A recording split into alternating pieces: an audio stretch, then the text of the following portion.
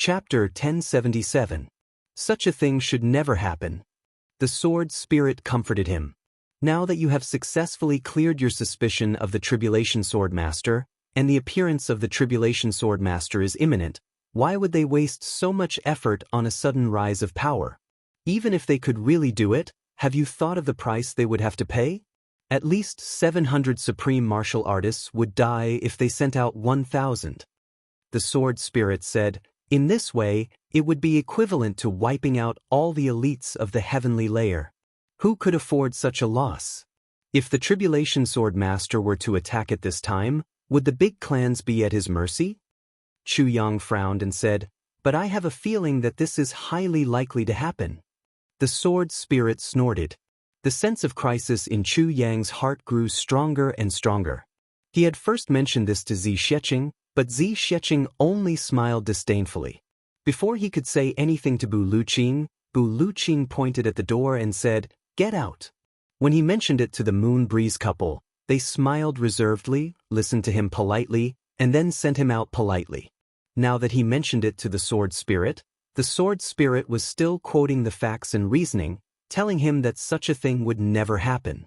Such a unanimous response still couldn't dispel Chu Yang's sense of crisis. Instead, because of their reactions, Chu Yang became more and more worried. His heart felt more and more oppressed. The more Zi Sheqing, Bu Luqing and the rest didn't care, the more Chu Yang felt threatened. But he couldn't change the minds of these four people. There was nothing he could do. Chu Yang had a lot on his mind. Zi Sheqing and the rest were different from Mo Tianji and Gu Duxing. If it were those few people, as long as Chu Yang mentioned it, even if it was impossible, Mo Tianji and the rest would do their best to guard against it. But these few people were all powerful people of the world. Every one of them was a figure that no one dared to challenge. After so many years, they had already cultivated a confidence that looked down on the world. Not to mention that there was no danger, even if there was really great danger. Not only would these people not avoid it, they would even throw themselves into it to try. This was the conceit and pride that belonged to the top experts. It had nothing to do with personality. However, the thing that Chu Yang was most afraid of and worried about right now was precisely their pride as a powerhouse.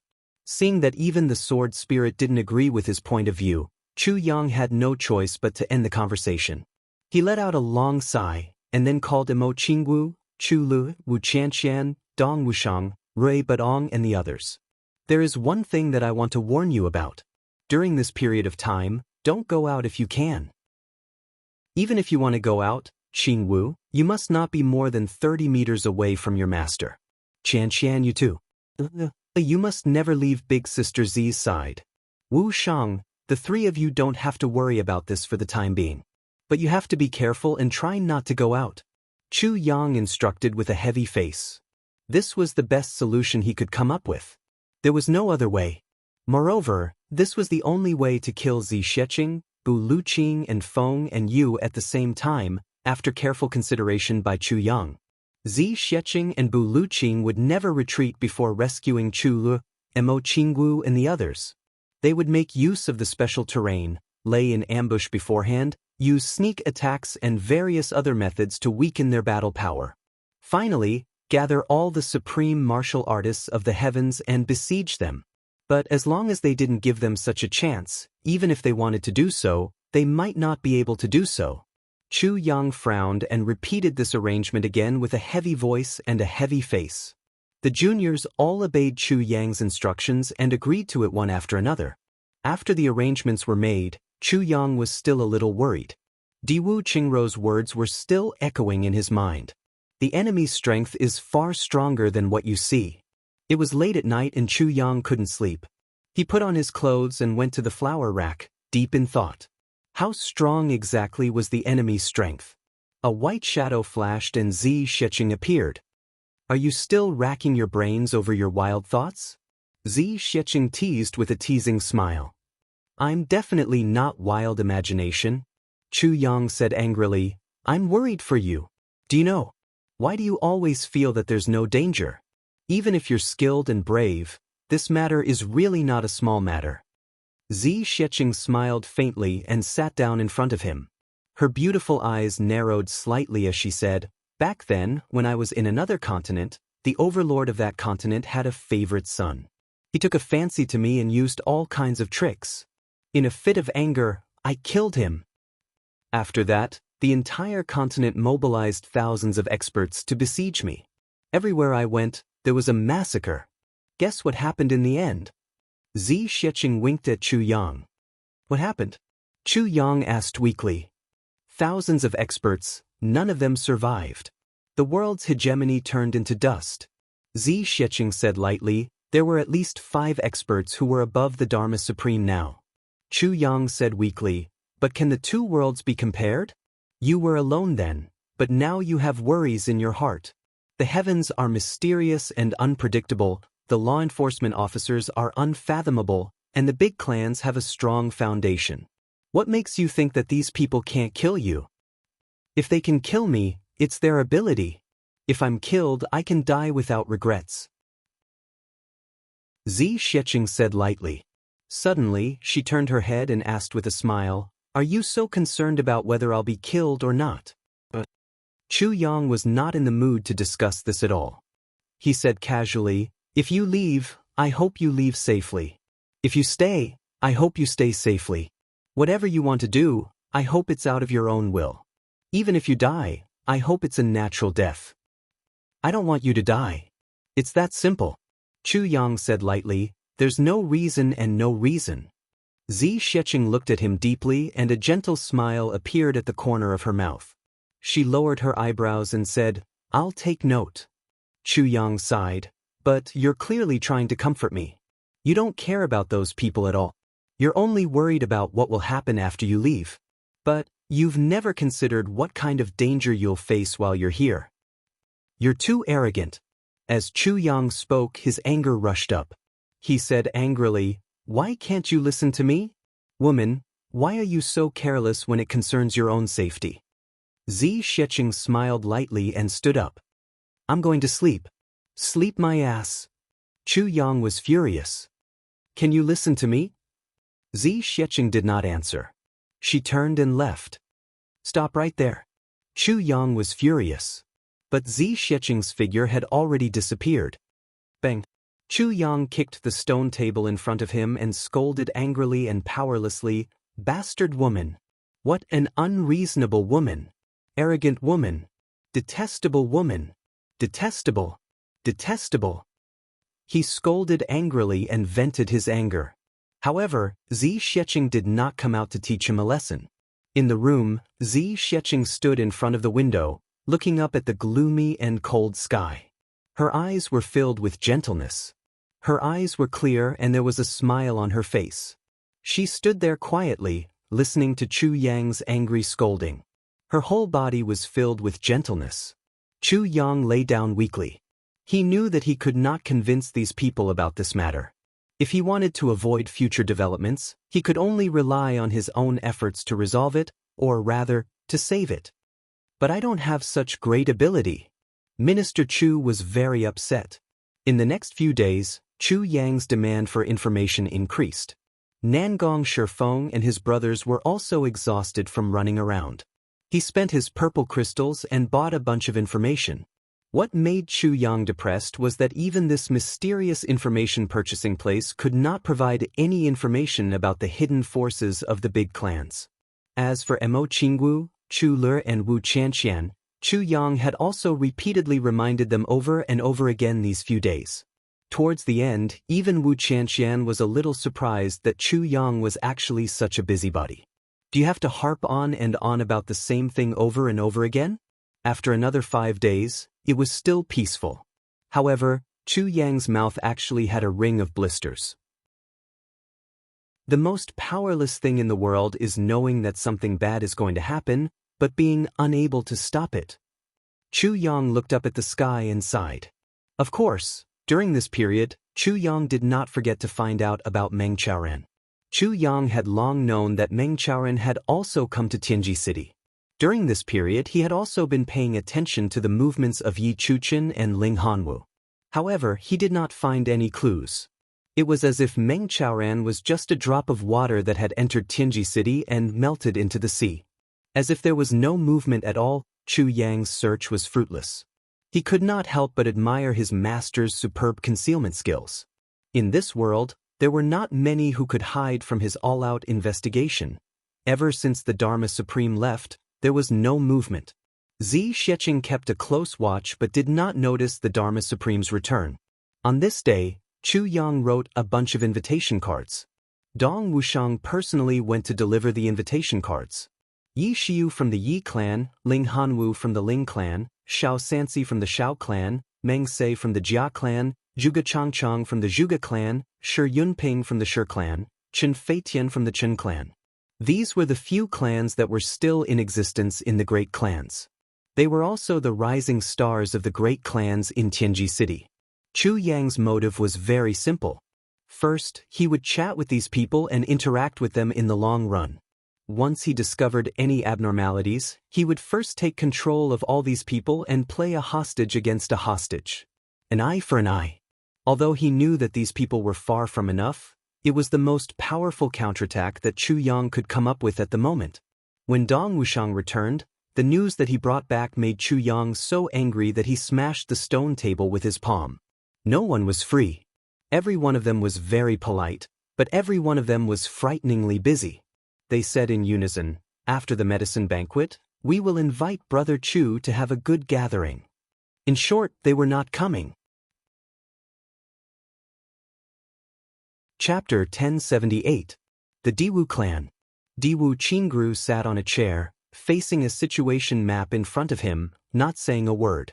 He had been studying this every day for the past few days, sitting in front of the table for the whole day.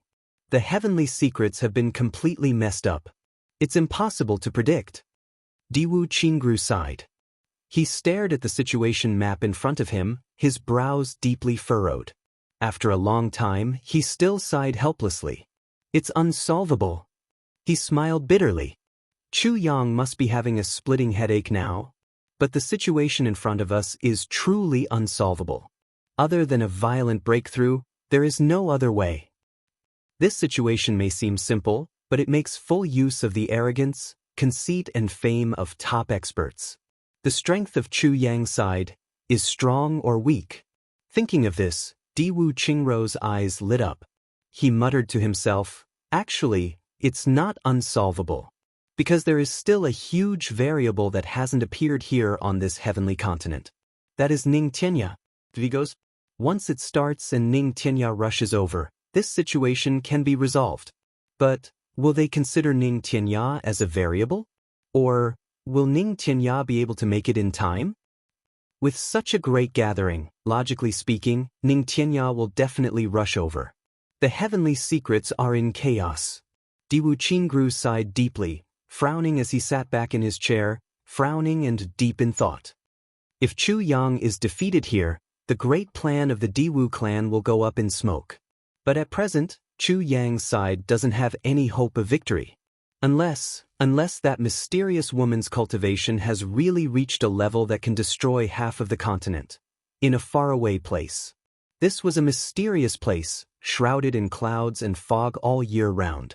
The black figure of the Dharma Supreme fluttered, appearing indifferently from this patch of clouds and fog. Behind him, there was a figure in the same black as ink. Fluttering, it was like a shadow of the Dharma Supreme, but the aura it exuded was even stronger than that of the Dharma Supreme, shocking everyone. "Brother Wu, this place is not bad, right?" The Dharma Supreme smiled lightly and said indifferently, "It's okay. In this place, using the formation to shield the secrets of the heavens can indeed prevent the heavenly punishment." The shadow said faintly, "When the heavenly punishment passes through here, it is weakened by 70%. Brother Wu, it can be said that you've been tested time and time again under heavenly punishment. I have never experienced heavenly punishment before. I would really like to know what it feels like." The Dharma Supreme smiled faintly. "If you don't want to leave this place now, you'd better not do that." The black-clothed figure's voice was slightly heavy as he said, "Once you survive the heavenly punishment, you must collapse the sky and shatter the void to enter that magical place. At that time, if you force yourself to stay, you will end up like me. However, you will have to endure heavenly lightning once every 100 years. The Dharma Supreme sighed and said, Brother Wu's perseverance really takes my breath away. It's not perseverance. It's just that I haven't gotten my revenge yet. That black-clothed figure floated in the fog, and his voice was filled with deep hatred. He said, I, Wu Jueqing, swear that I will not ascend to the heavens until the Calamity Sword Master is destroyed. Dharma Supreme, I'll help you this time. Next time, I'll only act against the Calamity Sword Master. I'm already very grateful that Brother Wu can help me with this. The Dharma Supreme chuckled. It's hard to find an opponent. This mysterious woman has indeed piqued my curiosity and battle intent. This mysterious person was naturally Wu Jueqing, the descendant of Qin Feng. Two pitch-black eyes shot out from the dense black fog. Wu Jueqing said solemnly, My ancestors once warned me that in this world, there's a woman that I must never provoke. It's very possible that the woman you met is that woman. He chuckled. But in this world, is there anyone that I can't provoke? Can't provoke? If I wanted to leave, I would have left 10,000 years ago. I have already transcended this plane long ago. Could it be that this woman was also left behind after enduring countless heavenly punishment? Can't provoke? Since she has appeared, how can I not provoke her? The Dharma Supreme was silent for a moment before he said indifferently, This world is really lonely. Wu Jueqing was also silent for a moment. After a long while, he sighed sadly. Yes, this world is really lonely. As they spoke, the two of them had already walked out of the fog. Standing in the bleak landscape of mountains and rivers, Li Changshu stood there. The moment the Dharma Supreme appeared, countless pieces of mysterious information seemed to flow in from all directions and converge on him through a mysterious channel. A small round plate in front of his chest. The Dharma Supreme picked up the round plate and looked at it carefully. Smiling, he said, Brother Wu, looks like we have something to do immediately. The black fog was dense. Wu Jueqing asked disinterestedly, What is it? The variable is here. The Dharma Supreme smiled indifferently. I've told Brother Wu before that there's only one variable that has the ability to interfere with our grand plan. That is Ning Tianya. Before the plan starts, Ning Tianya cannot be in Tianji City. He smiled lightly. Currently, Ning Tianya has already left the place where he gathered herbs and has also received news about Tianji City. Right now, he's on his way. He turned back and looked at Wu Jueqing. And the first thing we have to do is to kill or injure Ning Tianya. Let him die. At the very least, we have to prevent him from reaching Tianji City. Ning Tianya? Wu Jueqing smiled slightly. That person who has been occupying the so-called #1 expert in the world for a long time?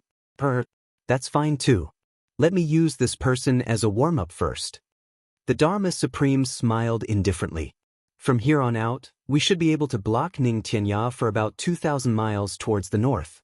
Now that I think about it, Ning Tianya's expression must be very interesting when he suddenly sees the two of us blocking his way. The Dharma Supreme smiled lightly. Two people who should have disappeared for tens of thousands of years suddenly meeting Ning Tianya. This #1 expert in the world is indeed impressive. Wu Jueqing smiled and said, Then what are we waiting for? Laughing loudly, the two black-clothed figures disappeared without a trace. In another direction, Ning Tianya was speeding all the way. As he walked, he was cursing Bu Luqing in his mind. The few missions that this bastard gave him were simply torturous. Walking one round in all directions. Now, he had already obtained the purple aura vermilion fruit, the golden light lotus and 2 big bottles of purple whale blood essence, but he had not even touched the heavenly Tao tea and spirit comprehension grass. He was just about to set off to the Zhuge family to get their Tianyang purple Ganoderma when he heard that Bu Luqing and his disciple were now in Tianji City. This caused Ning Tianya to feel a little angry. What a bastard! He had brought his disciple out without a word. What if something happened to her? Tianji City was now filled with all kinds of people and experts. This Bu Luqing was really daring. Therefore, Ning Tianya continued to rush towards the south without stopping. Along the way, he also noticed that people were constantly paying attention to him, but he did not take it to heart at all. The #1 expert in the world was renowned. Although he did not appear often, too many big clans had portraits of him. There were indeed many people who knew him. He was even more used to being noticed. So what if they noticed? Therefore, Supremacy Ning did not take it to heart. Traveling through the starry night, his speed was more than just fast. On this day, Ning Tianya rushed up a slope as fast as lightning.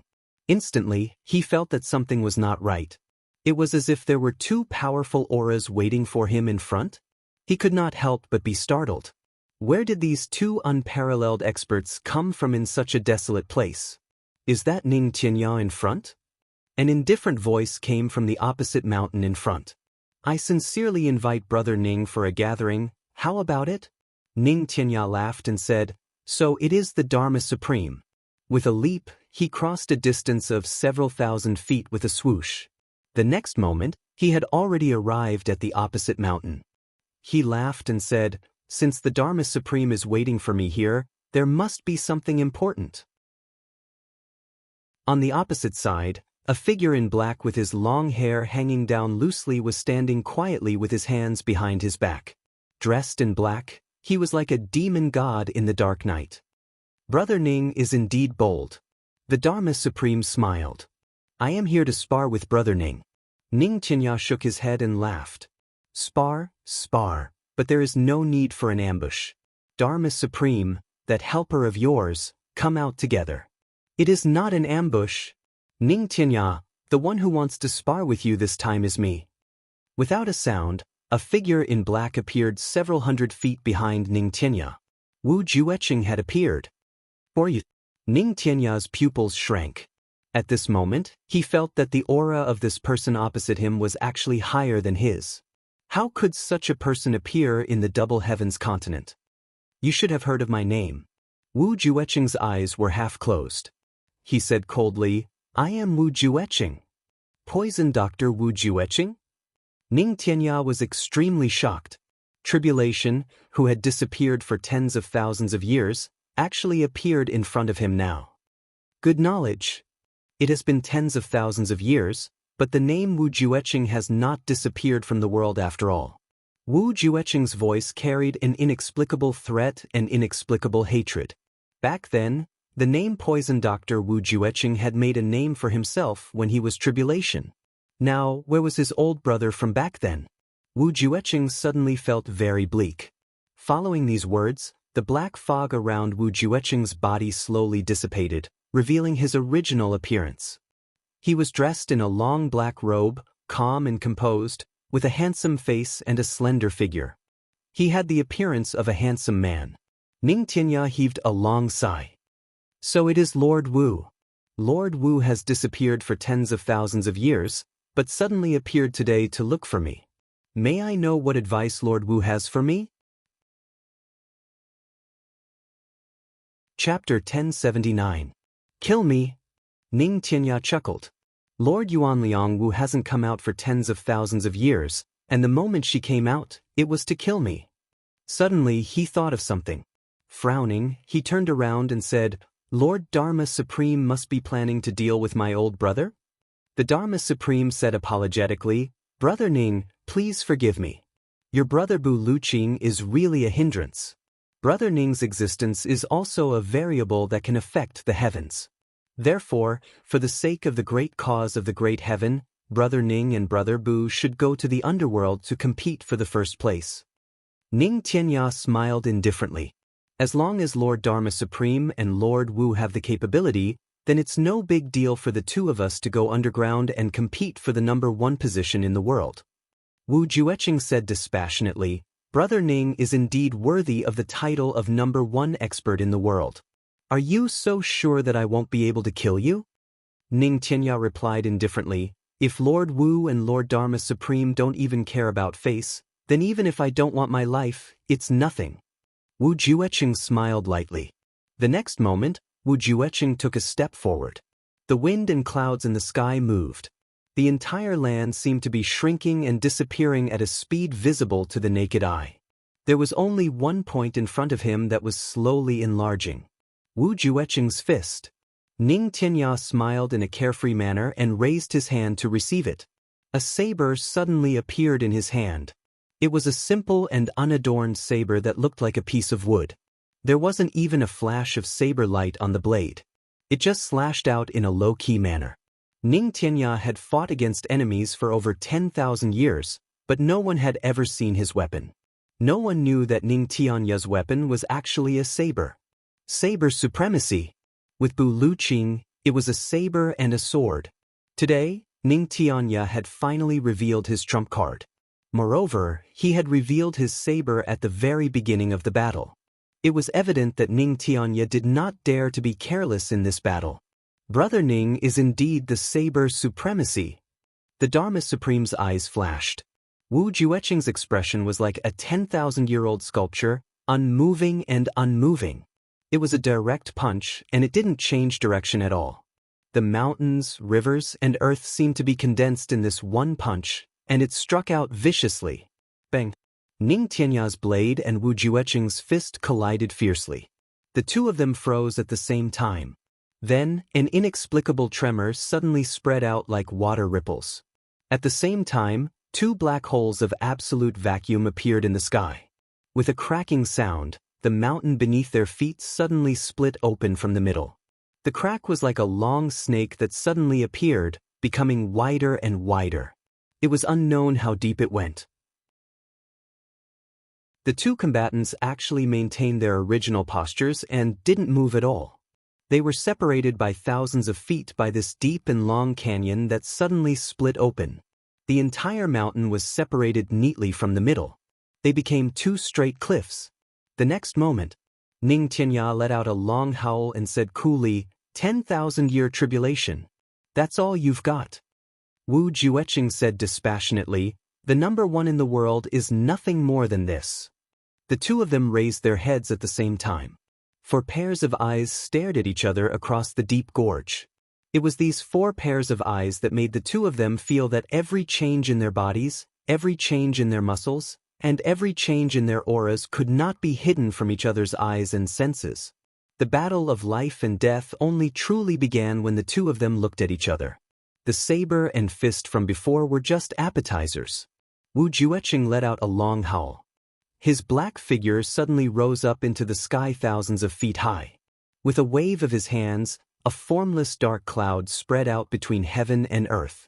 Then, with a shake of his right hand, a black whip suddenly appeared.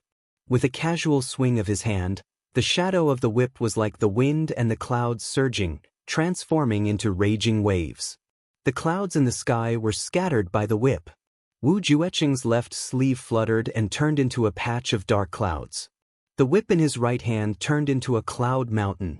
Just like that, he stood proudly in the sky and shouted, Ning Tianya, come and accept your death. Ning Tianya let out a long laugh and said, not necessarily accepting my death, but breaking the legend of the tribulation is still quite interesting. Like an arrow leaving the bow, he shot towards Wu Jueqing in the sky. Their saber and whip tangled, gradually rising higher and higher. Gradually, they actually rose above the clouds, not knowing how far they were or how high they were. The Dharma Supreme sat cross-legged on the mountaintop, a faint smile on his face. But beside him, there was a faint black fog circulating rapidly, making whooshing sounds. When the black fog passed, patches of black holes appeared and disappeared neatly. All the spiritual energy of heaven and earth between heaven and earth came roaring madly, pouring into the Dharma Supreme's body like a great river. He was channeling his energy to the limit. Ning Tianya was no match for Wu Jueqing. The Dharma Supreme had absolute confidence in this point. Ning Tianya also couldn't break free from Wu Jueqing's aura lock now. Therefore, Ning Tianya could only fight. Only after an intense battle, by exchanging injury for injury and breaking free from Wu Jueqing's aura lock, would Ning Tianya be able to leave in an instant. And what the Dharma Supreme was waiting for now was precisely such an opportunity. As long as Ning Tianya was defeated and left, then the accumulated power now would give this number 1 expert in the world a heavy blow. This blow contained all of the Dharma Supreme's power and all of his potential.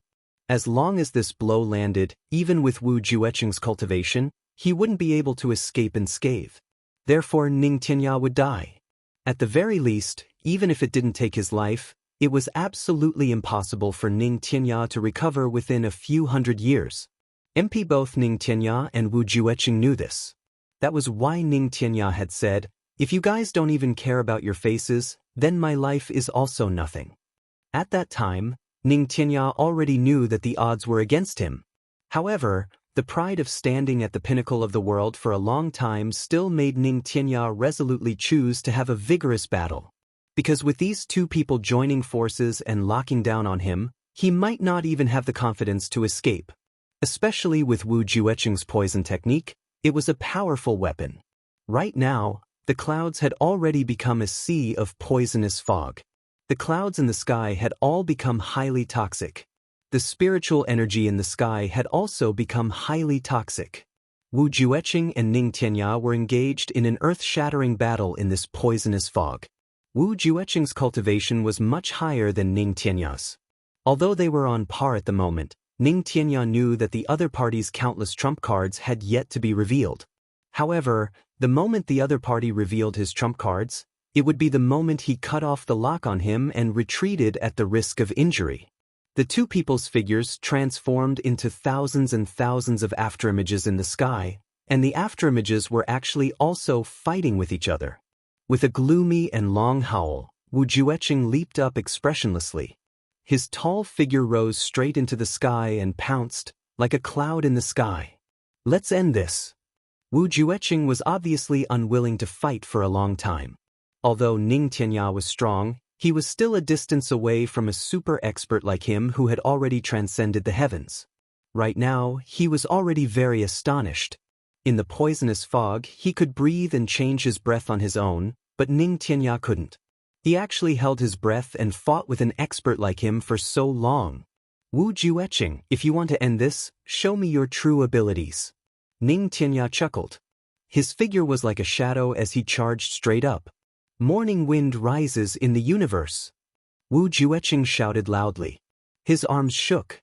Suddenly, the wind and clouds in the sky surged. An indescribable aura appeared abruptly, as if the heavens had collapsed at this moment and fell abruptly. A cool and refreshing smell came with the sound of the wind. The east wind was mighty. It was the morning wind. The rain of apricot blossoms that wet one's clothes and the willow wind that blew on one's face was not cold. This was the aura of a morning that belonged to spring. It was already afternoon, evening, and the twilight was already deep. However, at this time, the morning wind actually blew. Morning wind. Supreme martial artist Morning Wind's morning wind divine technique. Ning Tianya roared loudly. His long saber slashed out repeatedly. In an instant, the obscure saber light formed thousands of lightning bolts, cutting through the oncoming morning wind and slashing furiously at Wu Jueqing. This attack was the decisive battle. There was a hint of mockery in Wu Jueqing's eyes. The shadow of the whip was like a mountain, suddenly falling down. However, at the moment the shadow of the whip was released, the long whip was also released. With the power of wind and thunder, it smashed fiercely at Ning Tianya. At the same time, a sword appeared in his hand. Then, his whole person suddenly turned into flowing clouds. He became one with the flowing clouds that were drifting away in the sky, carrying with him a light and unrestrained, an inexplicable free and easy feeling. He floated out leisurely from the clouds, but swept up the sword light that drove the whole world. Became one sword. The power of thousands of winds and clouds, the power of the word blue, the power of the earth, the power of the stars, the power of the sun and the moon. At this moment, all of them were driven by this unrestrained sword light. As a whole, they converged into one sword. At this moment, Wu Jueqing recited, "Outside the heavens, one sway, one cloud." This sword carried with it 7 parts of elegance, 2 parts of desolation, and 1 part of loneliness. It fell from the sky. Supreme martial artist flowing cloud sword. At this moment, as the morning wind blew, the flowing cloud sword carried with it a sense of transcendence from life and death as it attacked fiercely. At this moment, Ning Tianya was facing Poison Dr. Wu Jueqing's famous whip and famous poison at the same time, as well as that which had become an eternal legend in the heavens. Morning wind rises in the universe, flowing clouds sway beyond the heavens. The four great ultimate techniques. It was a hopeless situation. Ning Tianya let out a loud roar and spat out a mouthful of blood. He laughed loudly. Wu Jueqing, let's fight again another day. All of a sudden, the sword light was as bright as the sky. It cut through the whip shadow. It cut through the poisonous fog. It cut through the heavens and the earth. It cut through the void. It cut through the morning wind. It went against the flowing clouds. There was a loud boom. Wu Jueqing staggered and retreated in the air. However, Ning Tianya was spitting out blood all the way as he flew away. The aura lock had been broken. Although he was severely injured, Ning Tianya could only leave. He could leave already. Right at this moment, an indifferent voice said, "Brother Ning, leave your life behind before you leave." The Dharma Supreme's black robes and long hair fluttered as he blocked Ning Tianya's path of escape. He looked at Ning Tianya with a ruthless gaze. Then, the hands behind his back appeared at the same time. The moment they appeared, it was 10 punches. 10 punches that carried the Dharma Supreme's lifetime of cultivation. At this moment, the punches that had been accumulating power for a long time came out at the same time. Chapter 1080. The Dharma Supreme smiled indifferently. Brother Ning, how can mere face be compared to Brother Ning's life? Ning Tianya was a battle-hardened person. After being injured, how could he go head-on against the Dharma Supreme, whose cultivation was about the same as his and who had been recuperating for a long time? His defeat this time was already destined. A head-on clash. Ning Tianya let out a muffled grunt, blood spurting out of his mouth again and again. He turned into green smoke and fled. Behind him, the Dharma Supreme's face suddenly turned pale. He staggered and spat out a mouthful of blood before he managed to steady himself. He reached out and caught the mouthful of blood that Ning Tianya spat out at this moment. Bringing it to his eyes, he couldn't help but smile. In this mouthful of blood, there were clear pieces of internal organs. Ning Tianya's hoarse voice came from afar. Dharma Supreme, Wu Jueqing. Very good, very good. Like a gust of wind, he had already become a small black dot in the distance. In the sky, Wu Jueqing smiled indifferently. Is it good? Suddenly, he turned and shouted, "Sword intent!" A completely material sword light appeared and chased after Ning Tianya at lightning speed. This seemingly substantial beam of sword light was able to draw out a sword chi that stretched for hundreds of kilometers in the air. Completely material. Thousands of miles of mountains and rivers were suddenly shrouded in a murderous aura. All the mountains and valleys fell neatly at this moment.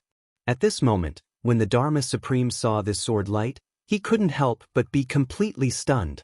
He cried out involuntarily, "This is the sword intent of the Tribulation Sword Master. How can it be?" The speed of this sword light was already indescribable with words. By the time Ning Tianya discovered this sword light, it was already behind him. In great shock, he shouted, "Sword intent!" In the blink of an eye, Ning Tianya tried his best to tilt his body to avoid being hit in the vital parts of his chest and abdomen. But with a muffled grunt, the sword intent came out of his left shoulder. A large bloody hole was blasted open, connecting the front and back. Ning Tianya spat out another mouthful of blood. Without a word, he sped up and turned into a black, instantly disappearing from their vision. In the sky, Wu Jueqing landed with a swoosh. With a wave of his hand, that seemingly material sword intent suddenly turned back and fell into his hand. Then, it came before the Dharma Supreme. For a long time, he felt something and didn't speak for a long time. Until the time of an incense stick? What a Ning Tianya! I can't believe he's still alive. Wu Jueqing's countenance was solemn. He said dispassionately, "I didn't expect that the current #1 in the heavens continent has already grown to such an extent. But he is, after all, seriously injured." The Dharma Supreme smiled and said, His meridians are severely damaged. His dantian suffered a blow. Morning Wind Divine Art suppressed his spiritual sense, Flowing Cloud Sword destroyed a part of his soul, and my final attack shattered a part of his internal organs. On the other hand, your final strike of the Astral Sword dealt a heavy blow to all his injuries. The Dharma Supreme said indifferently, Brother Wu, how long do you think it will take for Ning Tianya to recover his cultivation? Wu Jueqing frowned. A cold glint flashed across his eyes. It won't recover for at least 50 years. Even with the help of the heavy pill, it was absolutely impossible. Within 10 years, he would not be able to use too much of his cultivation base. Even an emperor-level expert can kill him as long as he can be found within 3 months. He is severely injured now and is only holding on to his last breath to escape. Once he stops, he won't be able to move at all. Wu Jueqing said dispassionately, however, people like him would usually have a life-saving trump card. Therefore, since we can't catch up to him, if he really wants to hide, we won't be able to find him either. You'd better give up on this idea. The Dharma Supreme smiled and said, All right. Anyway, we've already achieved our goal. This variable has been eliminated. Wu Jueqing looked at him and said, That's right. Besides, I reckon that you won't be able to recover fully even after 7 days from the recoil. Over there, that is the most important thing. Therefore, during this period of time, healing is the most important thing for you. The Dharma Supreme smiled lightly. That's right. Let's go back immediately. Wu Jueqing tilted his head and asked, Do you have any doubts about my astral sword? The Dharma Supreme smiled bitterly and shook his head. I'm surprised, but I don't have any doubts. Wu Jueqing smiled coldly and didn't say anything. The two of them headed in the direction of Tianji City. At this moment, 15 days had passed since the end of the semi-finals of the medicine banquet. This night, Chu Yang was anxiously reading through the information collected by Nangong Shifeng and the rest. He was constantly making assumptions and resolving them, thinking of countless possibilities that had yet to happen. The door opened and Zi Xueqing walked in. I have something to tell you. Zi Xueqing leaned against the door and looked at Chu Yang. What is it? Chu Yang raised his head. My Tao state energy is only one battle away from being fully collected. Zi Xueqing said dispassionately. You mean, you want me to fight with you? Chu Yang raised his head and asked bitterly. Zi Xueqing said indifferently, I don't want you to send me away directly. The Tao state needed for that battle can be left to others. I just want to tell you about it. I don't have any other intentions. Chu Yang smiled bitterly. Don't tell me you want to leave that battle to the big clans and law enforcement officers? In that case, you're mentally prepared? Zi Xueqing hesitated for a while and said, They will definitely make a move. However, it's impossible for them to hurt me. The reason why I kept that battle alive was to see what kind of method they would use to deal with me. I'm very curious about this. Chu Yang heaved a long sigh. He didn't say anything, but his heart suddenly felt uncomfortable. He finally understood what Zi Xueqing meant. It wasn't that Zi Xueqing didn't know about that battle. However, it wasn't just the Dharma Supreme and the rest who were looking forward to it. Zi Xueqing herself was also looking forward to it. The Dharma Supreme and the big clans wanted to clear the obstacles, but Zi Xueqing also wanted to make use of that battle to clear some obstacles for Chu Yang in the future and reduce some pressure. This was the main reason why Zi Xueqing was dragging it out, even though she could have transcended and left after the battle. However, Zi Xueqing would never say it out loud. She would only do everything for him silently. At this moment, Chu Yang's heart was extremely bitter. Go. You don't have to wait until then. I can accompany you to comprehend and absorb the Tao state energy now. I'll send you off happily. Chu Yang said. No. It's a pity to leave now. Zi Xueqing smiled faintly. You don't have to worry that I won't leave. At the latest, I will leave after 2 months. Chu Yang was disappointed. At this moment, his heart suddenly felt very painful. Looking at Zi Xueqing, who was leaning against the door, Chu Yang suddenly felt that she was so close to him yet so far away. They were clearly only a few feet apart, but it felt like they were separated by heaven and earth. Zi Xueqing seemed to be standing on the moon in the distance. Chu Yang's lips quivered a few times before he finally said, "All right." At this moment he clearly had a lot of things to say in his heart. However, after thinking for a while, he still didn't say a word in the end. There was no need to say anything. Zi Xiecheng looked at Chu Yang's somewhat lonely face. Her lips moved as if she wanted to say something. However, after thinking for a long time, she only sighed. Similarly, she also felt that she had a lot of things to say, but ultimately, she didn't say anything. One of them sat in front of the bed while the other leaned against the door. Both of them lowered their heads and didn't speak for a long time. The night was foggy. The night was getting darker. Zi Xiecheng's light robe was already wet from the thin fog. Chu Yang stood up silently. He picked up his black robe, walked over and gently draped it over Zi Xiecheng's body. Zi Xiecheng didn't say anything, nor did she resist. With Zi Xiecheng's cultivation, not to mention this light cold fog, even if all the coldness in the northernmost glaciers gathered at this moment, she might not feel cold. However, at the moment when Chu Yang's black robe was draped over her body, she shivered slightly, as if she couldn't stand the cold. Her delicate body now gave off the feeling that she was even more fragile than before. Chu Yang draped the black robe over her body and his hands stayed still. There was an impulse and desire in his heart to hug this delicate body tightly in front of him. However, he kept his hands open and maintained the posture of draping the robe over Zi Xiecheng. After a long time, he sighed and gently retracted his hands little by little. During this period, Zi Xiecheng had been looking out of the window at the night sky. A trace of undetectable sadness and disappointment flashed past her eyes very quickly. "I'm going back to sleep." Zi Xiecheng bit her lip and smiled. Chu Yang's hands drooped down. He smiled and said, "It's indeed not early." Zi Xiecheng nodded and smiled. "It's not early." She turned and left. Chu Yang stood there in a daze. A white shadow flashed and Zi Xiecheng suddenly came back. She took a deep look at Chu Yang. Chu Yang was stunned. "Why?" Zi Xiecheng smiled and suddenly turned to close the door, locking herself and Chu Yang in the room. Chu Yang suddenly felt that his mouth was dry. He said hoarsely, "What do you want to do?" Zi Xiecheng said lightly, "I've promised you before that I'll leave all the heavenly treasures that I've collected from various planes to you. I just remembered tonight, so I'll give them to you first.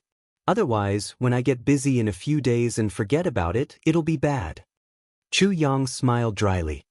He suddenly felt a little disappointed and said somewhat subconsciously, "Oh, it's about this."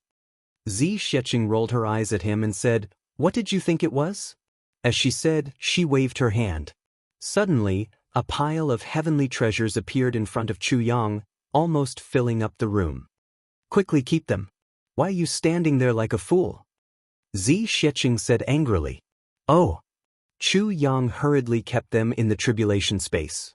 Zi Xiecheng released them 3 times in a row before finally indicating that there were no more. She smiled softly and said, "You can ask the sword spirit to help you with some of these medicines. They can help you upgrade the spiritual spring water to the spring of life."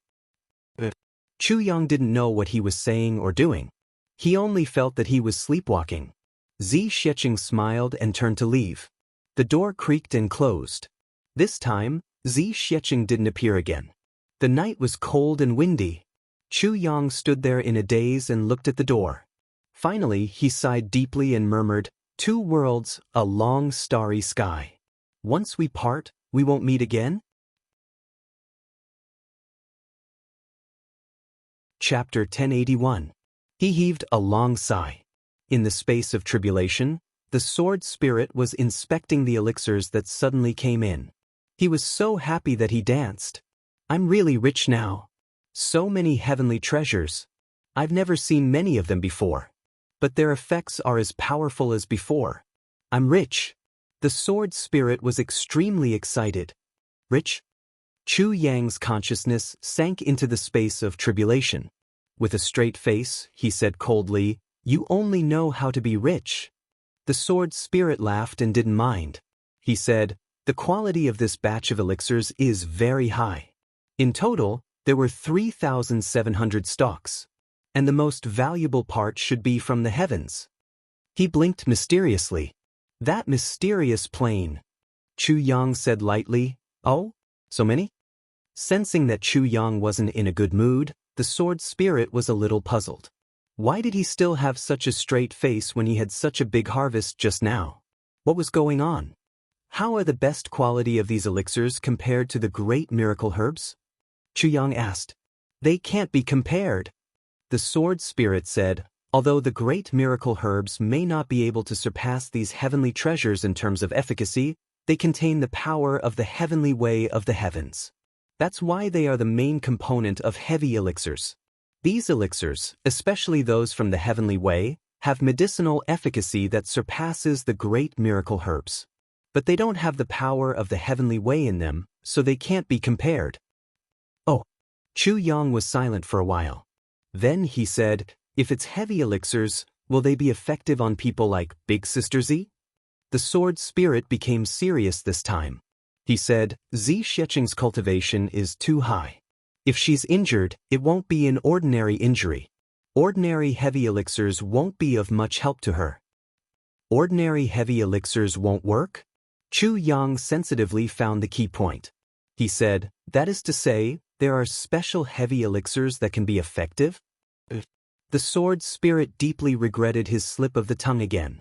Then I want such special heavy elixirs. Chu Yang said with certainty, at least 10 of them. At least 10 of them? The sword spirit jumped up like a cat whose tail had been stepped on. Dream on.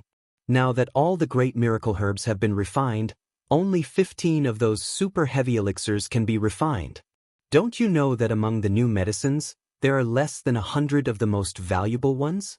If I were to refine the kind of heavy pill you need, I'm afraid at least 80 of them would be gone just like that. Furthermore, this is the minimum requirement. At most, you can refine one pellet. It can be used by Z Xiecheng to heal her injuries or improve her cultivation. The sword spirit jumped up and down. 10 pills. At the very least. You're going to damage the foundation of the miracle medicine. What's more, those medicines aren't enough. Then one is fine. Chu Yang remained unmoved. He didn't take the sword spirit's words to heart. The sword spirit heaved a long sigh. His complexion was ashen, and he seemed to have lost his soul. It could be seen that he was extremely reluctant. Sword spirit, I don't want to do this either. However, Big Sister Z was about to leave. In the future, she would be the only one to roam the boundless skies alone. Alone and without help, she left all the heavenly treasures to me at this time. Chu Yang said in a deep voice, what if I get hurt or bullied? Even if I were to refine 10 heavy pills for her now, it would only guarantee her 10 chances. That's all. However, the heavenly treasures she gave me are enough to support my foundation in this heavenly realm. The sword spirit sighed helplessly. I knew it's because of this. But at most, one pellet. Furthermore, the spiritual energy here isn't sufficient. Even if you take it, it won't be very effective. So, it will only be effective when you reach the heavenly imperial court? Chu Yang asked, there's such a strange thing? It's not that it can't be used here. It's just that after taking it, you won't be able to gather enough spiritual energy to clear your body in the shortest time possible. Therefore, a large part of the medicinal effect of the heavy pill will be wasted. However, if Z Xiecheng takes it when she reaches that place, it won't be a problem to bring her back to life. The sword spirit explained, for example, if taking one of such heavy pills here can increase your cultivation by 500 years, then in the heavenly imperial court, it can increase your cultivation by 2,000 years. Do you understand what I mean? I see. Chu Yang finally understood. What a waste. Yes, there were some things that could only be used to their greatest effect in certain places and under certain circumstances. Just like what the sword spirit said, heavy pills. Chu Yang suddenly thought of the conspiracy of the big clans. He couldn't help but frown and murmured, certain places, specific environments. He started to ponder. In the temporary residence of the Ling clan, Ling Hanwu tiptoed out of the room. He didn't know what was going on with this winter. It was almost the end of the year, but there was no sign of snow. This made Ling Hanwu anxious. Ling Hanwu's greatest wish in life was to see the snow with the person he loved the most.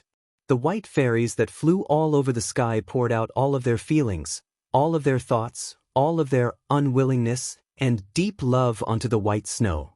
From then on, he would have no regrets in life. Even if he died at that time, he wouldn't have any regrets. However, the heavens didn't show any signs of this. Looking at the gloomy sky, it seemed that it was going to snow soon. Ling Hanwu was going out again. A figure flashed and a person stood at the door with his hands behind his back, looking at him coldly. "You're going out again?" "Yes, ancestor." Ling Hanwu stood with his hands behind his back. The person in front of him was Ling Fengyun. He was also the person Ling Hanwu admired the most in his life. "You're going to see that girl from the Yi clan again?"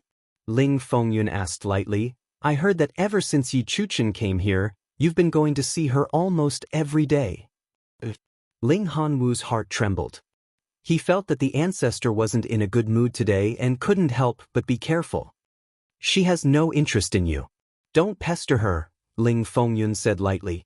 Ling Hanwu was about to speak. "However," Ling Fengyun said lightly, "the last few times you went to see Yi Chuchen, you always brought a follower with you.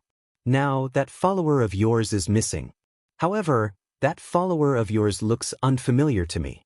He shouldn't be from the Ling clan, right? Where is he now?" The corners of Ling Hanwu's mouth twitched. He said, "Ancestor, that's a friend of mine. He came to the medicine banquet to broaden his horizons." "That friend of yours is Meng Gein, right?" Ling Fengyun's eyes suddenly shot out a sharp light. "Your best friend is your love rival, right?" Ling Hanwu's heart shook. He said, "Yes." Ling Fengyun paced 2 steps and said lightly, "I managed to protect you at the medicine banquet last time, but it also incurred the wrath of the Dharma Supreme because of this. Don't run around during this critical period. Just stay at home." Ling Hanwu kept quiet and didn't speak. Ling Fengyun asked casually, "I heard that Meng Gein changed his name to Meng Charan?" Ling Hanwu's whole body shook. He still didn't speak, but the expression in his eyes changed rapidly. "I heard that Meng Charan is Chu Yang's teacher?"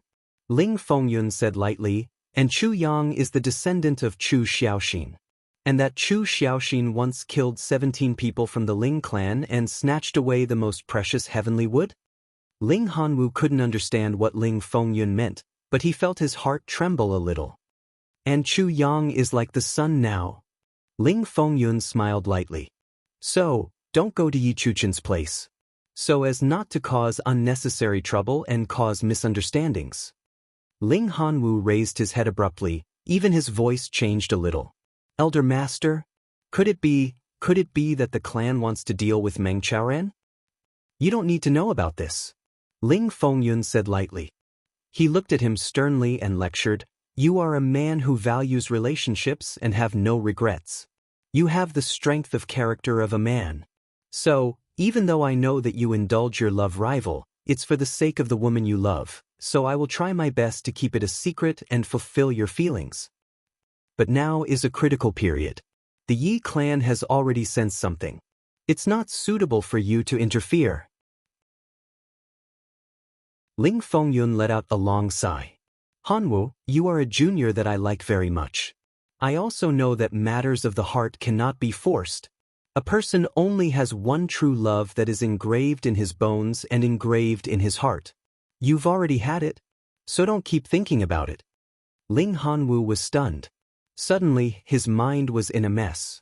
He said in a hoarse voice, "The Yi clan already knows about this? How did they find out?" Ling Fengyun frowned. "You don't need to know about this." Ling Hanwu lowered his head in a daze and murmured, "Someone in the Ling clan betrayed me?" "Impudent!" Ling Fengyun shouted angrily. "You're the one who betrayed us. How can you say that others betrayed you?" Ling Hanwu smiled miserably. Back then, when Meng Gein got into trouble, Chuchen wanted to commit suicide several times. She was in so much pain that she wanted to die. Now that so many years have passed, the feelings from back then have not weakened at all. If something happens to Meng Chaoran in front of her again, she will die. She will die. Ling Fengyun said lightly, But that has nothing to do with you anymore. Ling Hanwu took 2 steps back, his face full of despair. Go back. Ling Fengyun comforted him lightly. Go back and have a good sleep. You'll realize that everything is over. All your worries will be gone. Ling Hanwu bit his lips and suddenly chuckled. He strode forward and walked to the door of the courtyard. He looked at Ling Fengyun with a determined gaze and said, I want to go. Ling Fengyun's white robes fluttered in the cold wind, his gaze fixed on him. But let's go. Ling Hanwu said each word clearly. His voice was filled with determination. Chapter 1082. Ling Fengyun looked at him quietly. Ling Hanwu met his gaze without backing down. The two of them didn't move for a long time. Ling Hanwu had always admired this elder master. He had always regarded him as his idol. In the past, whenever he saw him, he would prostrate on the ground and never dared to raise his head to look at him. For a long time, the endless legends about the elder master had become an immortal monument in the heart of the Ling clan. One could only look up to him. One couldn't look at him. But this time, he resolutely and stubbornly raised his head to look at the elder master in the eyes. At this moment, he suddenly realized that actually, when he really raised his head, it was just like this. The elder master was also human. He was also made of flesh and blood. Looking at the pair of eyes that flashed with arrogance, pride, and stubbornness, Ling Fengyun sighed deeply. At this moment, his heart was somewhat palpitating. Many years ago, he was also like this. Ling Fengyun admired Ling Hanwu not because he was the grandson of the Ling clan. The most important reason was that Ling Hanwu's path of love was exactly the same as his. Astonishingly similar. That was why Ling Fengyun saw Ling Hanwu, this great-grandson of his, in a different light. Now that he saw Ling Hanwu, it was as if he saw himself in the past. It was the same bitter love, the same despair, the same sadness, the same. The person the woman fell in love with was the enemy of the clan. In the end, she was killed by the clan. Looking at Ling Hanwu's stubborn eyes, Ling Fengyun was in a trance. It was as if he had returned to that night. That night, at the peak of the snowy peak, white snow flew everywhere. That woman stumbled to him, begging him to save that man. He wanted to go and was about to go, but was stopped by his father. At that time, that woman's face was full of tears and she kowtowed to him frantically. Her face was full of despair. As long as you save him, I'll let you do whatever you want to me. You can do whatever you want. I'll be your slave or servant, your wife or concubine. Fengyun, as long as you can let him live. That shrill cry seemed to still be by his ears. He didn't go in the end. When the matter was over, he brought that woman over. That man's corpse was already lying on the snow. I will never forget that woman's despair and madness at that time. She stared deeply at him, her eyes filled with endless resentment and bone-deep hatred. She didn't say anything. She just pulled out her sword and tied her hair with his. Then she cut herself with the sword. She fell into the arms of that man's corpse, tying their hair and becoming husband and wife. Was that the fate of the next life? But she didn't even want to say a final word before she died. It had been a few thousand years, but Ling Fengyun could never forget that scene. Decades later, she finally calmed down and got married. On the night of her wedding, she dreamed of that scene again. For thousands of years, it had become his inner demon. His cultivation had also reached the peak of 8th grade supreme martial artist, and he could not advance any further. Everything was because of that incident. The inner demon locked onto his heart, and he wouldn't rest until he was dead. Ling Fengyun was lost in his thoughts, forgetting that there was someone in front of him. Ling Hanwu looked at him for a while. He walked out resolutely and was about to step out of the courtyard. "Stop right there!" Ling Fengyun shouted. Ling Hanwu stopped at the door. But he didn't turn back. "We are dealing with Chu Yang now." Ling Fengyun said, "We must kill Chu Yang. But it's not advisable to make use of his teacher to threaten him. If you want to go, I won't stop you. But you have to think about it yourself. This time, it concerns the survival of the big clans. If you go, you may die." Ling Fengyun said in a low voice. There was something in his heart that he didn't say out loud. If you go and don't die, then when you come back, it means that your biggest inner demon has been removed. The Ling clan will have another peak second-grade supreme martial artist, or even an expert who can collapse the sky and break the void. I know, Ling Hanwu replied lightly. I'm already over 40 years old this year, almost 50 years old. My mentality is very mature. I know what I'm doing and the consequences. Ling Hanwu said quietly, but I can't control my heart. I can't control my emotions either. I don't want to control them. After so many years, if I wanted to, I would have gotten it long ago. But I've been helping them and fulfilling her wishes. It has become a habit of mine. I don't want to force her to do anything. I can die. But Mengjin can't die. Ling Hanwu said softly. Ling Fengyun heaved a long sigh. Go. Ling Hanwu turned around and knelt down with a thud. He repeatedly kowtowed to Ling Fengyun's back. Then, without a word, he rose into the air and left. At the moment he swept out of the Ling clan's courtyard, the cold wind that came head-on hit his face with its icy moisture. Ling Hanwu suddenly had an inexplicable thought.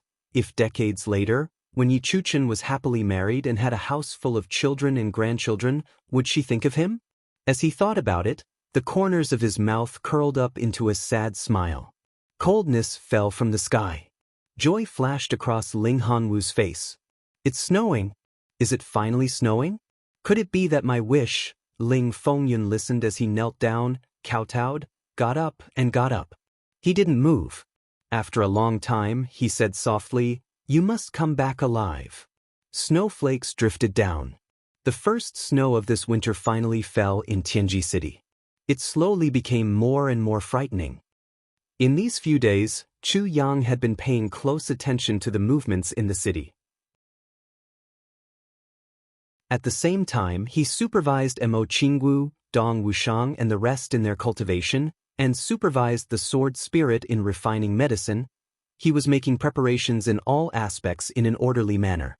In fact, he had even prepared a large number of incomplete heavy pills, including the possibility of casualties in the upcoming war.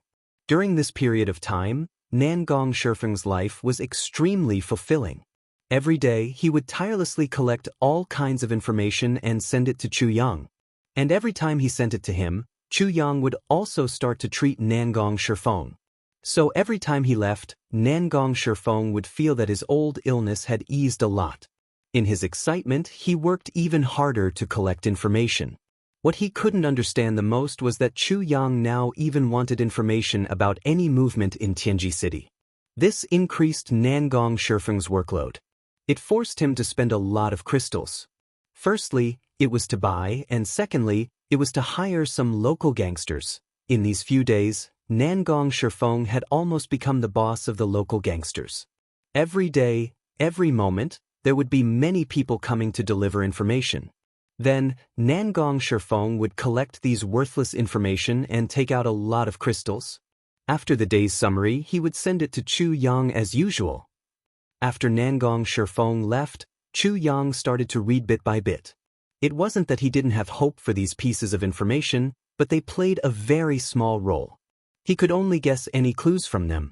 Towards the end, his eyes were already a little tired.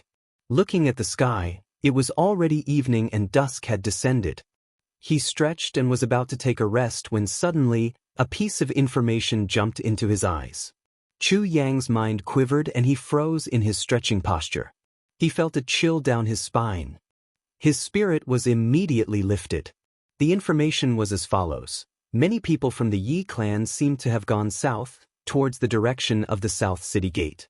The leader was Yi Xiu. The number was unknown, their cultivation was unknown, and their purpose was unknown. It was speculated that they were going to a hotel? Or, Yi Chuchen's residence, Yi Chuchen's residence. This word made Chu Yang suddenly alert. Ever since Yi Chuchen came to Tianji City, she had been living there. She was almost isolated from the world and rarely appeared. Chu Yang had secretly gone there before, but he didn't meet her even after several visits. The Yi clan also rarely went there. Why did the Yi clan go there in such a large scale today? There didn't seem to be any reason for the Yi clan to go there. He thought of his teacher, Meng Chaoran, who had disappeared since entering the city, and Ling Hanwu buying good things every day during this period. Chu Yang suddenly thought of a scary thing. Could it be that his teacher was at Yi Chuchen's place now? Could it be that the Yi clan went there in such a large scale for him? Chu Yang jumped up suddenly. His instincts made his heart beat wildly, and he broke out in cold sweat instantly. With a bang, Chu Yang rushed out of the room. The courtyard was empty. Moon Breeze had brought their disciple somewhere. Zi Xiecheng had brought the two little girls, Chu Luer and Mo Qingwu, out shopping and hadn't returned yet. Dong Wushang and Rui Badong were meditating. Bu Luqing was sitting under the flower rack, drinking in boredom. Once Chu Yang went out, he thought for a while and went straight to the flower rack. Dong Wushang and the rest couldn't help him now. The only safe thing now was to ask Bu Luqing for help. It was better to be safe than sorry.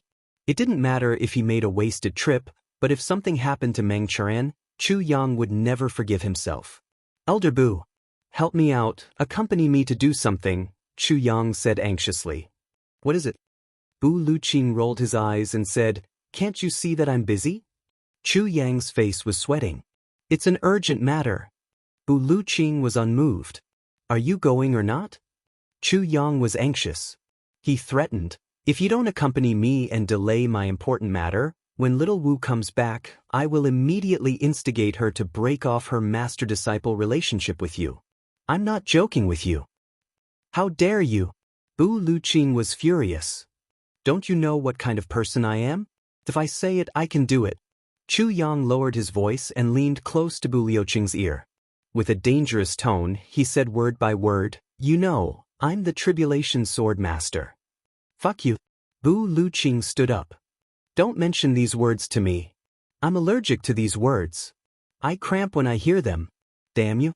This was the first time in my life that I was threatened like this. And it's you, a brat. So are you going or not? Chu Yang asked fiercely. I'll go. Bu Luqing only felt anger in his chest, almost exploding. He said angrily, I'll go with you. I'm warning you. If there's nothing else, don't blame me for being impolite. But my waist is very uncomfortable. I'll take an hour off. I'll go out for a massage. When I come back, I'll continue to write the third update, so it might be late.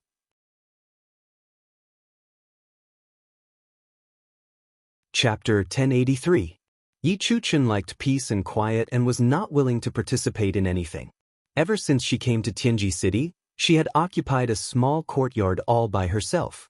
This place was located in the outskirts of the city and had beautiful scenery.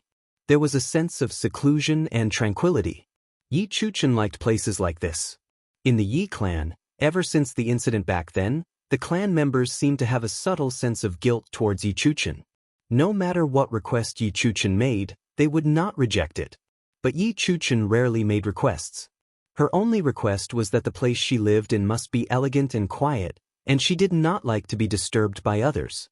Therefore, the Yi clan head also tried his best to fulfill this request. But all these requests did not include Meng Gain.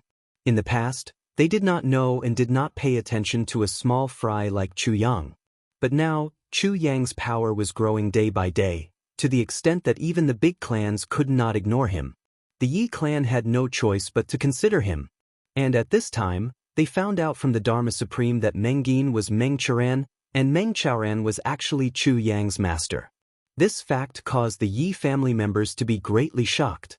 How could the Yin clan not know what kind of enmity the Yi clan had with Meng Chaoran?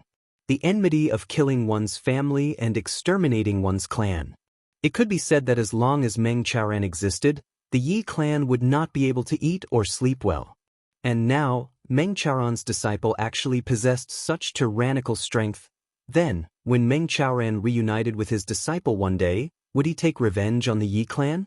This was something that did not even need to be thought about. What was most satisfying was that the Yi clan actually found out from the Ling clan that Meng Chaoran was now in Tianji City. And he was probably with Yi Chuchen right now. If the Yi clan did not make a move, then they would really be fools. The small building had its back against the mountains and faced the clear water. The cold winter landscape was especially bleak. Yi Chuchen sat in front of the window. It was already afternoon, and the water in front of the building had a thick mist rising. Her eyes were as misty as the mist. Behind her was a figure in green. His face was ordinary, but his aura was elegant and otherworldly. "It's snowing," Yi Chuchen murmured. "It's snowing."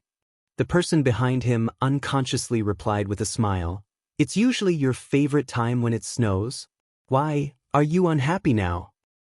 Can you tell me, what do you think our future will be like?" Yi Chuchen's eyes were bleak as she looked at the misty snowflakes outside and asked softly. He seemed to be mumbling to himself. "Future." The person behind her was none other than Meng Chao Ran in disguise. He smiled softly as if he had seen through the world. "I never thought that the two of us would have a future." He smiled faintly as if he had come to a realization. "The days we spent together were like a dream. With each passing day, there will be one less person. That's why I never think about what will happen after today." Yi Chuchen smiled miserably. "That's right. My father killed all your relatives. As long as you're alive, you must take revenge. But that was my father. The two of us had no future to begin with." Meng Chaoren fell silent. Vengeance must be protected. But how could he repay her love? This was a dead knot that could never be untied. It lay between the two of them. With this dead knot, the two of them couldn't even elope. Because when they saw each other day and night, how could they not think of hatred? Yi Chuchen would remember that her father was Meng Chao Ran's enemy, and so would Meng Chao Ran. If they weren't together, they would be tormented by lovesickness, emaciated and depressed. But if they were together, they would be tormented all the same. This pair of lovers had fallen into the most terrifying cycle for lovers in the world. Meng Yin changed his name to Meng Chao Ran. He wanted to be detached from the world and look down on everything. But he couldn't really be detached after all. "Perhaps only death can release me," Meng Chao Ran said leisurely. "Is it that easy?" Yi Chuchen also smiled. "If death is possible, I really don't want to live anymore. When I can't see you, I want to see you every day. But when I see you, I'll think of those things, and I'll be in so much pain that I want to die. This is a dead knot." Meng Chao Ran sighed deeply. "I've seen through life and death, seen through worldly affairs, and seen through worldly affairs. But the only thing I haven't seen through is you. The only thing I haven't seen through is hatred." Yi Chuchen leaned back slightly and leaned her shoulder against Meng Chao Ran's chest.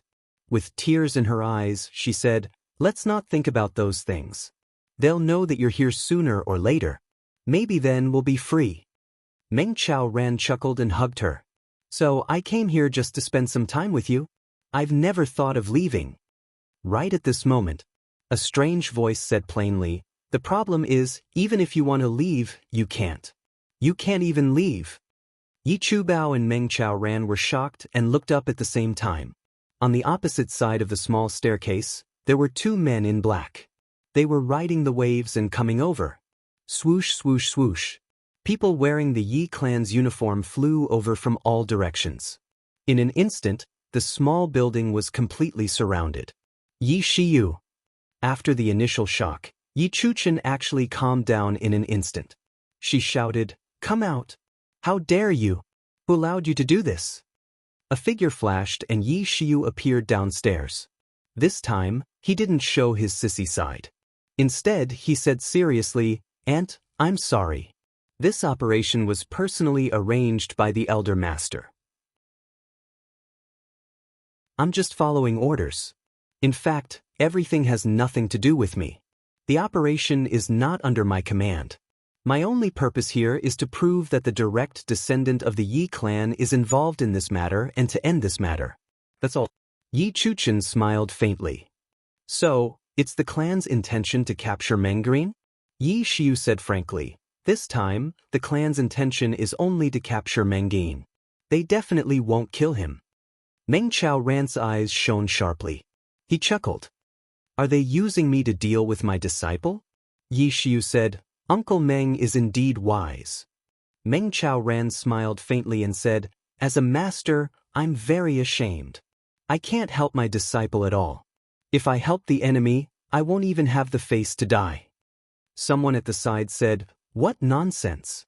Hurry up and capture him. Go back and report. With a loud bang, the small building suddenly broke into pieces, and the whole building collapsed. Yi Chuchen and Meng Chao flew out of the window and stood by the pond. With two clangs, the two of them drew their swords at the same time. The small building behind them slowly collapsed. "Aunt, are you going to make a move too?" Yi Xiu asked bitterly. Yi Chuchen's expression darkened. She turned and looked at Meng Chao with tenderness in her eyes. Finally, she said softly, "Many years ago, my heart was already given to this person. What happened back then was our Yi clan's fault. This matter has long been publicly acknowledged. There's no need to say more. But the trouble and pain this matter has caused for both of us is incomparable. For so many years, I've always wanted to become Meng Gein's wife and the daughter-in-law of the Meng clan, but my wish has never been fulfilled." Yi Chuchen smiled miserably. With a flash of her sword, she cut off a strand of Meng Chao hair and her own hair. Yi Chuchen carefully tied the two strands of hair together tightly, her face full of happiness and satisfaction. "Today, before I die, I have to fulfill this wish no matter what. After all, I'm going to die soon. Before I die, I don't have to think so much about what I do. So, I might as well not think about it." Yi Chuchen turned and looked at Meng Chao with tenderness in her eyes. "Gein, remember, from now on, we're already husband and wife. Chu is your wife, the daughter-in-law of the Meng clan. If there's a next life, don't forget." Meng Chao Adam's apple bobbed up and down. He tried hard to smile. "That's good too. After this battle, the enmity, hatred, affection, and love will all disappear. That's how it is. Getting married before a battle is also a story to be passed down for generations." The two of them suddenly knelt down side by side with stern expressions. "The heavens above bear witness to us. Today, Meng Chao and Yi Chuchen swear to the heavens that we're husband and wife. We don't ask to grow old together, but we ask to be together for all eternity." The two of them bowed to the heavens and bowed to each other once before they stood up. They smiled at each other. They actually didn't take the impending life and death crisis to heart at all. Yi Chuchen turned around and smiled. "Let's not talk about the past for now. Let's pretend that there's no enmity between us. But now, I'm already Meng Chao wife. If you want to kill him, you want to kill my husband. I can't just wait to die. I'll fight back with all my might until I lose my life in your hands." The Yi clan members looked at each other, not knowing whether to advance or retreat. What should they do about this matter? Eldest Miss was so resolute. Did she really want to kill her own family's eldest miss with her own hands? The snowflakes turned from sparse to dense and fluttered down. In an instant it was pure white. A cold and gloomy voice said, "She's already someone else's daughter-in-law. What does she have to do with the Yi clan? Why should we have any more scruples? Let's attack together and kill this adulterous pair." The person who spoke had a unique gloomy tone that was immediately recognizable. "Gidi." The Yi clan's elder master. Yi Chuchen and Meng Chao revealed a look of relief at the same time. They had waited for more than 10 years. They had been waiting for this sentence. And it was from the most revered elder master of the Yi clan. She's already someone else's daughter-in-law. What does she have to do with the Yi clan? They were relieved. But it was a pity that what was about to come after this relief was life and death. The Yi clan members roared and rushed forward. "Wait." A voice filled with grief and despair shouted, "If you want to kill them, you'll have to kill me first." A white figure, which seemed to be the same color as the snow, suddenly jumped out. Ling Hanwu. When Ling Hanwu arrived, it was at the moment when the small building collapsed. He was filled with joy. Although he might die this time, it was snowing. It wasn't bad to admire the snowy scenery with Yi Chuchen on the battlefield. Bai Xian's wish was fulfilled. It was also fulfilling friendship, fulfilling love, and fulfilling one's wish. However, he had come full of joy and excitement. Amidst the fluttering snow, he heard the vows of Yi Chuchen and Meng Chao. At that moment, Ling Hanwu's heart shattered into pieces. In this snowy land that he had been looking forward to for a long time, which should have made him delirious with joy, he was dumbstruck and his heart was like dead ashes.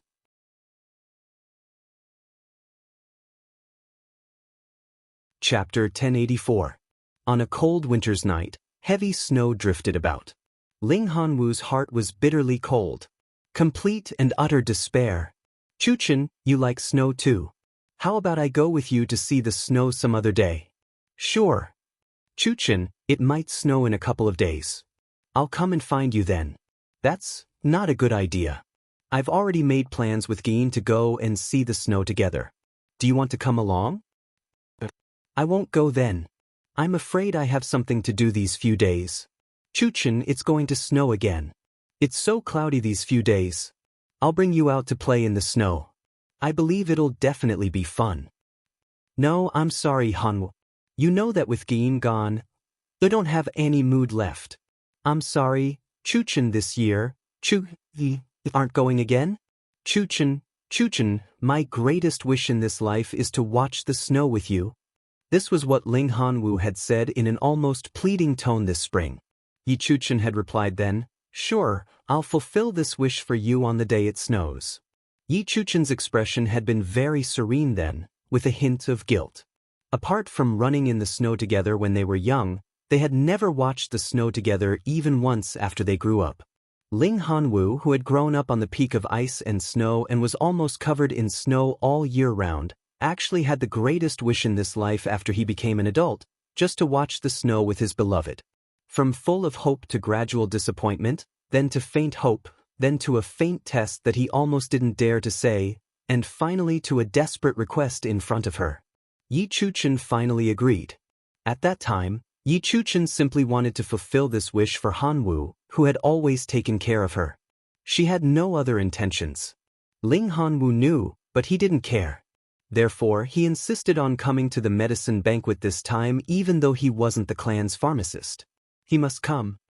I once thought that when we watched the snow together, I would tell you how many legends were contained in the snowflakes, how many Leduo were there in this world of ice and snow. How I practiced in the snow, how I comprehended in the snow. I used to think that when we watched the snow together, I would tell you how much I liked you. My heart for you was like the snow, pure and white, untainted by even a speck of dust, yet it connected the heavens and the earth, filling the heavens and the earth.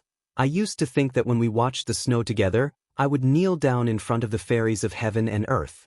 I would use the weather that the heavens gave me the most and use my most sincere heart to propose to you, I once thought, but in the end I just want to watch the snow with you.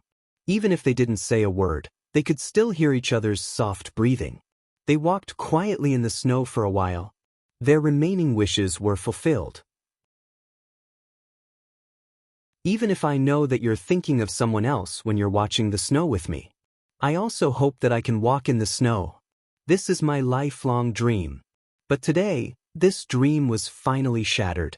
Yi Chuchen, under the clan's coercion, finally chose to swear an oath and become husband and wife with Meng Chaoran at the moment of life and death. If she took a step back, she would have unlimited life. But she took a step forward instead. If she took this step forward, she would die. But she had no regrets. She had no regrets. But Ling Hanwu had completely fallen into a bottomless abyss at this moment. The person he loved had already become someone else's wife, his good friend's wife. Previously, although he knew that she would become someone else's wife sooner or later, she wasn't. But now, her status had changed. Although it was just a title. But a wife was different from a free woman. If Ling Hanwu were to invite someone else's wife to walk in the snow, even he himself would feel that something was wrong.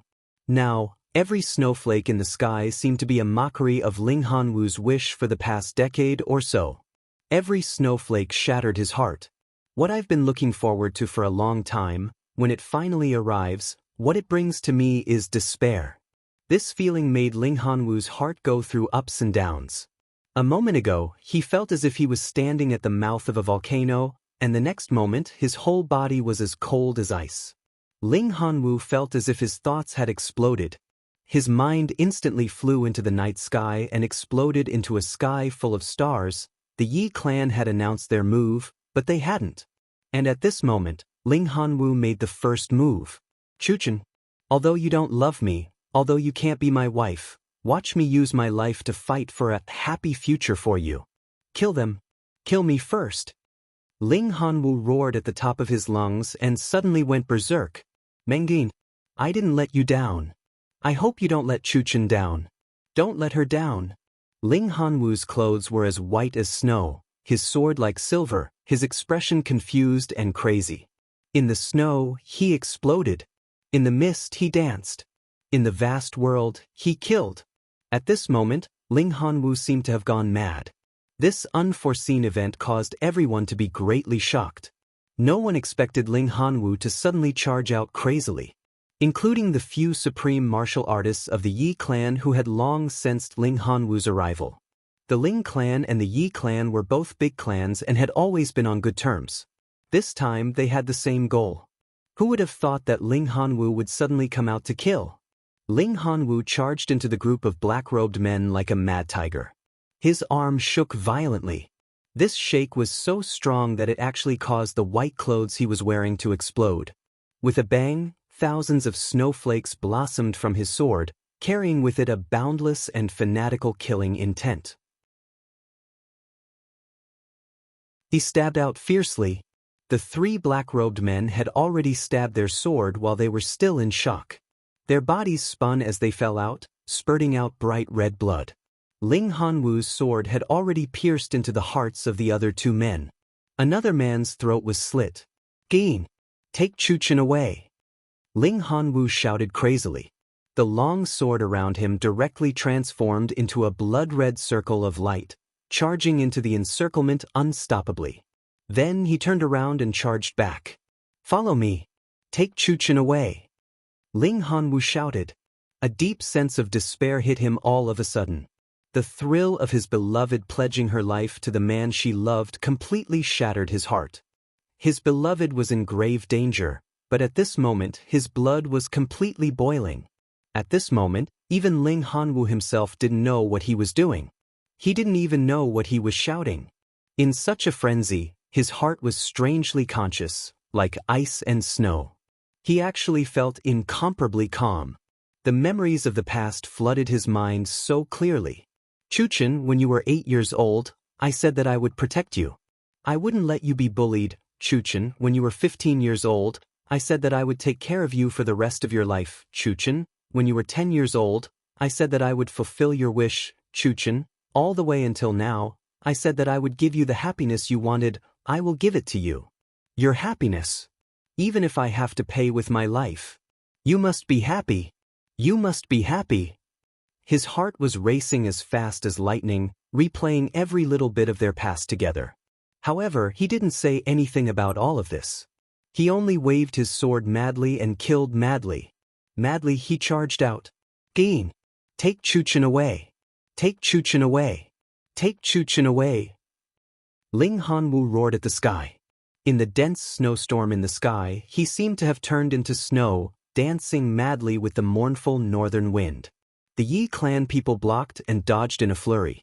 They didn't know how to face this obviously crazy young master of the Ling clan. Not kill? While they were hesitating, Ling Hanwu had already charged out a path. A gloomy voice, like the sound of metal clashing, said, "Kill him. I will explain to the Ling clan." With this order, the Yi clan experts seemed to have found their backbone. They swarmed forward and blocked the path. Ling Hanwu attacked madly, not defending at all. Madly roaring, anxiously urging, every word was like a violent roar that made one want to vomit blood. When Ling Hanwu charged out, Meng Qiran and Yi Chuchen were stunned. The two of them didn't expect Ling Hanwu to charge out at this moment. And the moment he did, he was already in a frenzy. "Hanwu!" Meng Qiran shouted. He, who had always been indifferent to life and death, suddenly became agitated. His eyes reddened and looked as if they were about to burst. So many years of entanglement of gratitude and grudges, so many years of turmoil in love, had become a pair of brothers who took care of each other wholeheartedly. Although Ling Hanwu had never admitted to being brothers with him. But today, at such a critical moment, he came to meet his death resolutely. "Hanwu, this has nothing to do with you." Meng Qiran roared with all his might and pounced forward madly. He wasn't going to kill, he was going to stop Ling Hanwu from killing. Ling Hanwu had killed someone. He probably wouldn't be able to leave today. He was already dead meat. Why should he implicate his good brother? But his cultivation was much weaker than Ling Hanwu's. He couldn't catch up. Ling Hanwu had already charged in while shouting madly, and then charged out with a thunderous roar. He wanted to kill them. Kill me first.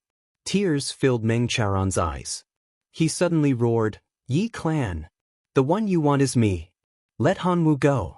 This has nothing to do with him. But at this moment, that indifferent voice had already sounded. Kill him. I will explain things to the Ling clan. Then, a powerful palm shadow came crashing down like a thunderbolt. The target Ling Hanwu. The supreme martial artist had made his move. Ling Hanwu laughed maniacally. His sword moved forward like a bolt of white lightning, piercing into the chest of the person in front of him. But at this moment, that supreme martial artist's palm hit his back fiercely like the god of thunder splitting open the sky. Ling Hanwu trembled all over. Then he froze. He wanted to turn back to take a look, but the moment he did, his body went limp. The palm of a third-grade supreme martial artist had completely shattered his spine and pulverized all his internal organs. This palm had shattered all of Ling Hanwu's vitality.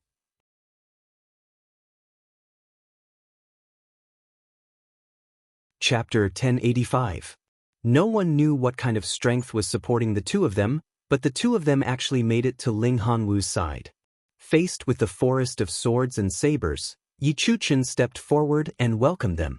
Don't disturb us, let us talk to him. Yi Chuchen's voice was choked with sobs, her body trembling as she spoke. There seemed to be a crazy flame burning in her eyes. Her voice was resolute and did not allow for any disobedience. But there was a strange kind of indifference in it. A kind of indifference that made one's heart as dead as ashes. Yi Di's gloomy voice said indifferently, let them pass. He added softly, on account of Ling Fengyun, I'll let the two of you talk for the last time. But before he could say that, Meng Charon had already rushed over and hugged Ling Hanwu without a care. Ling Hanwu's consciousness had already started to scatter. His pupils had already started to dilate. A blow from a third-grade supreme martial artist was far from what a seventh-grade martial saint like him could withstand. But the moment he saw Meng Charon, his eyes suddenly focused as if miraculously. There was anxiety in his eyes as he roared, Why do you care about me? Why aren't you leaving? He was roaring, but his voice was pitifully soft. I'll send you off first. Meng Charon took a deep breath and exhaled gently, afraid that he would disturb his brother or use too much force and take away his brother's last chance of survival. I'll send you off. Hanwu, today, we're leaving together. Ling Hanwu wanted to turn his head anxiously, but he couldn't.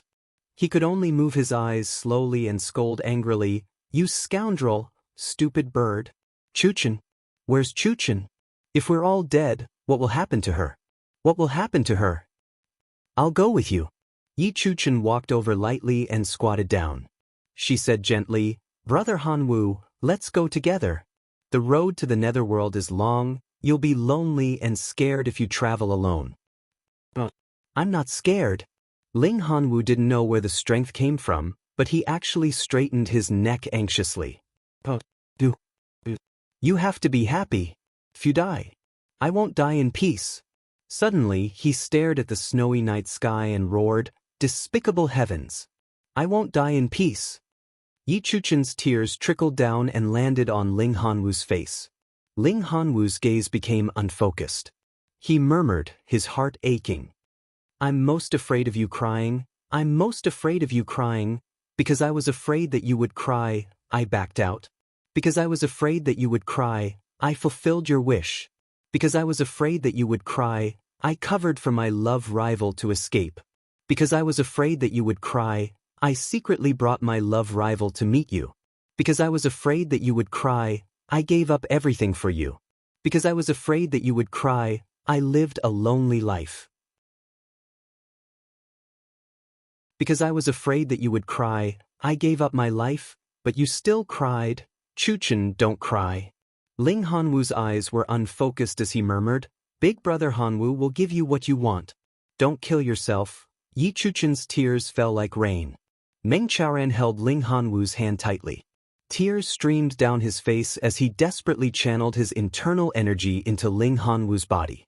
However, he slowly sensed that Ling Hanwu's body had already started to reject the vital energy. His life force was about to disappear. Ling Hanwu frowned in pain. It hurts so much. The strong wind blew snowflakes onto his face. The bone-piercing coldness cleared Ling Hanwu's mind for a moment. He looked at the snowflakes in the sky in a daze. A hint of gentleness appeared in his eyes as he murmured, "I really want to see the snow with you." In the last moments of his life, his last obsession was actually this shattered dream. Yi Chuchen held Ling Hanwu's hand tightly. Tears fell like rain as she said, "Big brother Hanwu, I'll accompany you to see the snow. I'll accompany you to see the snow right now." However, Ling Hanwu could no longer hear what she was saying clearly. His right hand suddenly grabbed Meng Charon's hand with all his might. With his last bit of strength, he said, "Take her." He suddenly panted heavily, but only exhaled and not inhaled. His eyes were wide open. "Gu Ming, you must avenge me with your own hands." His body shook. His eyes were wide open as he lost all signs of life. His hand slipped from Meng Charon's hand and fell onto the snowy ground. He touched the cold snowflakes. His expression was pained. It was as if his hand had touched a broken dream. "You must avenge me with your own hands." Meng Charon closed his eyes in agony. "Hanwu, you're still so thoughtful even when you're on the brink of death. You know, with my insignificant cultivation, how can I avenge you with my own hands? I'll need at least several thousand years of cultivation. That way, I'll be able to live for several thousand years.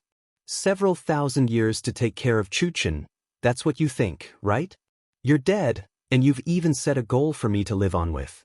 But the current situation, Ling Hanwu's body gradually cooled down, but a figure seemed to have appeared before Meng Charon's eyes. Back then, the tall and handsome second Duke Ling Hanwu, who was dressed in snow-white robes and danced in the wind, had smiled and said, "Take care." When he sent him off from the upper three heavens, he had said, "Take care. Big brother Hanwu." Yi Chuchen shouted. Suddenly, she spat out a mouthful of blood. Meng Chaoran squatted in a daze. At this moment, his thoughts suddenly became very far away. Back then, they laughed and laughed together. They were young and frivolous together. They fell in love with Yi Chuchen together. Then, everything changed. He was the one who saved his life. He was the one who covered his escape. He was the one who took care of him and helped him escape from the upper three heavens. He was the one who secretly allowed him to reunite with Chu, while he himself was quietly hiding at the side, his heart broken. Back then, when he escaped from the upper three heavens, he said to him, "Hanwu, I'm afraid I won't be able to come back after I leave this time. You have to take good care of Chu." At that time, he was furious. "Bullshit. If Chuchen's heart is with me, I'll marry her even without you saying it. If her heart isn't with me, what's the use of marrying her? Do you want me to become someone worse than a pig or a dog? Mengin, if you're a man, then become strong and come and take Chuchen away. I already hate you to death, but don't ever make me look down on you again. I'll say the ugly words first. After you leave, if Chuchen can be moved by me and change her mind and fall in love with me, don't blame me for snatching her away. But if her heart doesn't change, then we'll wait for you to come back. Take her away. If you don't look for me when you come back and lose your life in vain, I'll hate you for life. I'll dig up your grave. I'll grind your bones to dust. I've never been brothers with you, Mengin. We're rivals in love.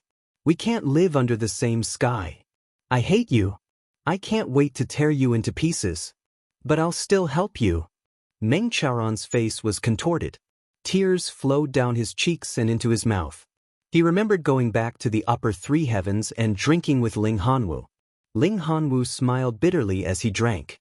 At that time, he sighed and said, "It's said that a woman's heart changes easily, but once a woman's heart has given, it really won't change for the rest of her life. A woman who has a change of heart is because her love isn't deep enough." Every time they were together, every time they drank, Ling Hanwu would say, "I really want to kill you. I really want to torture you to death. I really want to tear you into pieces. You should die in the lower three heavens. Why don't you die in the lower three heavens? Why don't you die? But he still helped me every time. He even said, if Chuchen really had a change of heart and betrayed me, then she wouldn't be cute anymore. But even if she wasn't cute, I still dreamed of having her. As long as Chuchen was willing to be with me, I was willing to use my whole life to get her back and transfer her feelings for you to me. But she wasn't willing. You didn't let me down, I let you and Chuchen down. Without me, your clan wouldn't have been annihilated. But after saying that, he went on to explain himself.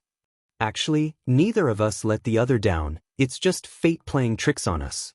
Chuchen didn't love the wrong person, it's the Yi clan that was a bastard. It's me who fell in love with someone I shouldn't have and couldn't extricate myself. But being unable to extricate oneself is also a form of happiness. I know that although you can't see Chuchen, every time you think of her, your heart is filled with motivation and happiness. But do you know me? Every time I think of Chuchen, my heart aches and I feel like stabbing myself with a sword. That time, Ling Hanwu smiled bitterly as he drank. My name isn't good. Ling Hanwu, born in the extreme north. Heh, dancing alone in the cold snow. A lifetime of struggle, a lifetime of suffering, a lifetime of loneliness, Ling Hanwu, singing in the early morning of the night, who pitted my heart already like dirt. This poem was Ling Hanwu making fun of himself. That day he was drunk. He scolded himself when he was drunk. Happy little. He always said that about me. With strong undisguised jealousy and hatred. I didn't know at that time that my family was destroyed and I was alone, running away like a dog. How was I happy? But I finally understood that compared to you, in a certain aspect, I was much happier than you. Because I had dreams, you didn't. You loved your whole life, you suffered your whole life, you were in despair your whole life. You struggled your whole life. If there's a next life, I'm willing to do this for you. You're worth it. Meng Charan stood up slowly and unbuttoned his clothes. He slowly took them off and laid them on the ground. Then he carefully lifted Ling Hanwu's body and placed him on his long robe. Then he carefully fastened the buttons and covered Ling Hanwu's battered chest and back. Then he reached out and touched Ling Hanwu's wide-open eyelids. He murmured, "Brother, rest in peace, I'll come right away. What I owe you in this life, I'll pay you back in the next life." But when his hand touched Ling Hanwu's eyelids, Ling Hanwu's eyes opened again. This happened 3 times. He glared at him angrily. This pair of lifeless eyes actually glared at him so angrily. Meng Charon's heart shook violently. He was in a daze for a good while before he finally murmured, "You still want us to live, right? Is that so?" He said sadly, "Then Hanwu, don't worry. Chuan, I'll do everything I can to live on with Chu-Chu. I'll live on well, cultivate hard and take revenge for you personally, okay? Are you at ease now?" His hand touched Ling Hanwu's eyes again. This time, miraculously, Ling Hanwu's eyes quietly closed. His stiff cheeks also seemed to have calmed down a lot. "Do you trust me so much?" At this moment, Meng Chen suddenly felt as if his heart was being cut by a knife.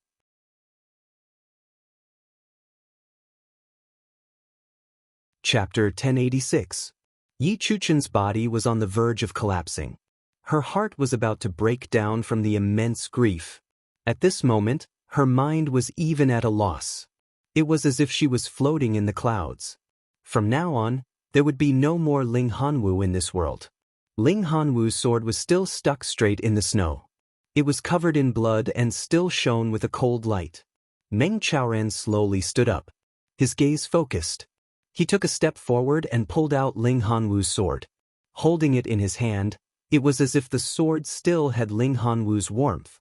Suddenly, he let out a long and shrill cry. Tears rolled down his cheeks. "Hanwu, brother, you and I will fight side by side." The wind in the sky became even more shrill and the snowflakes even denser.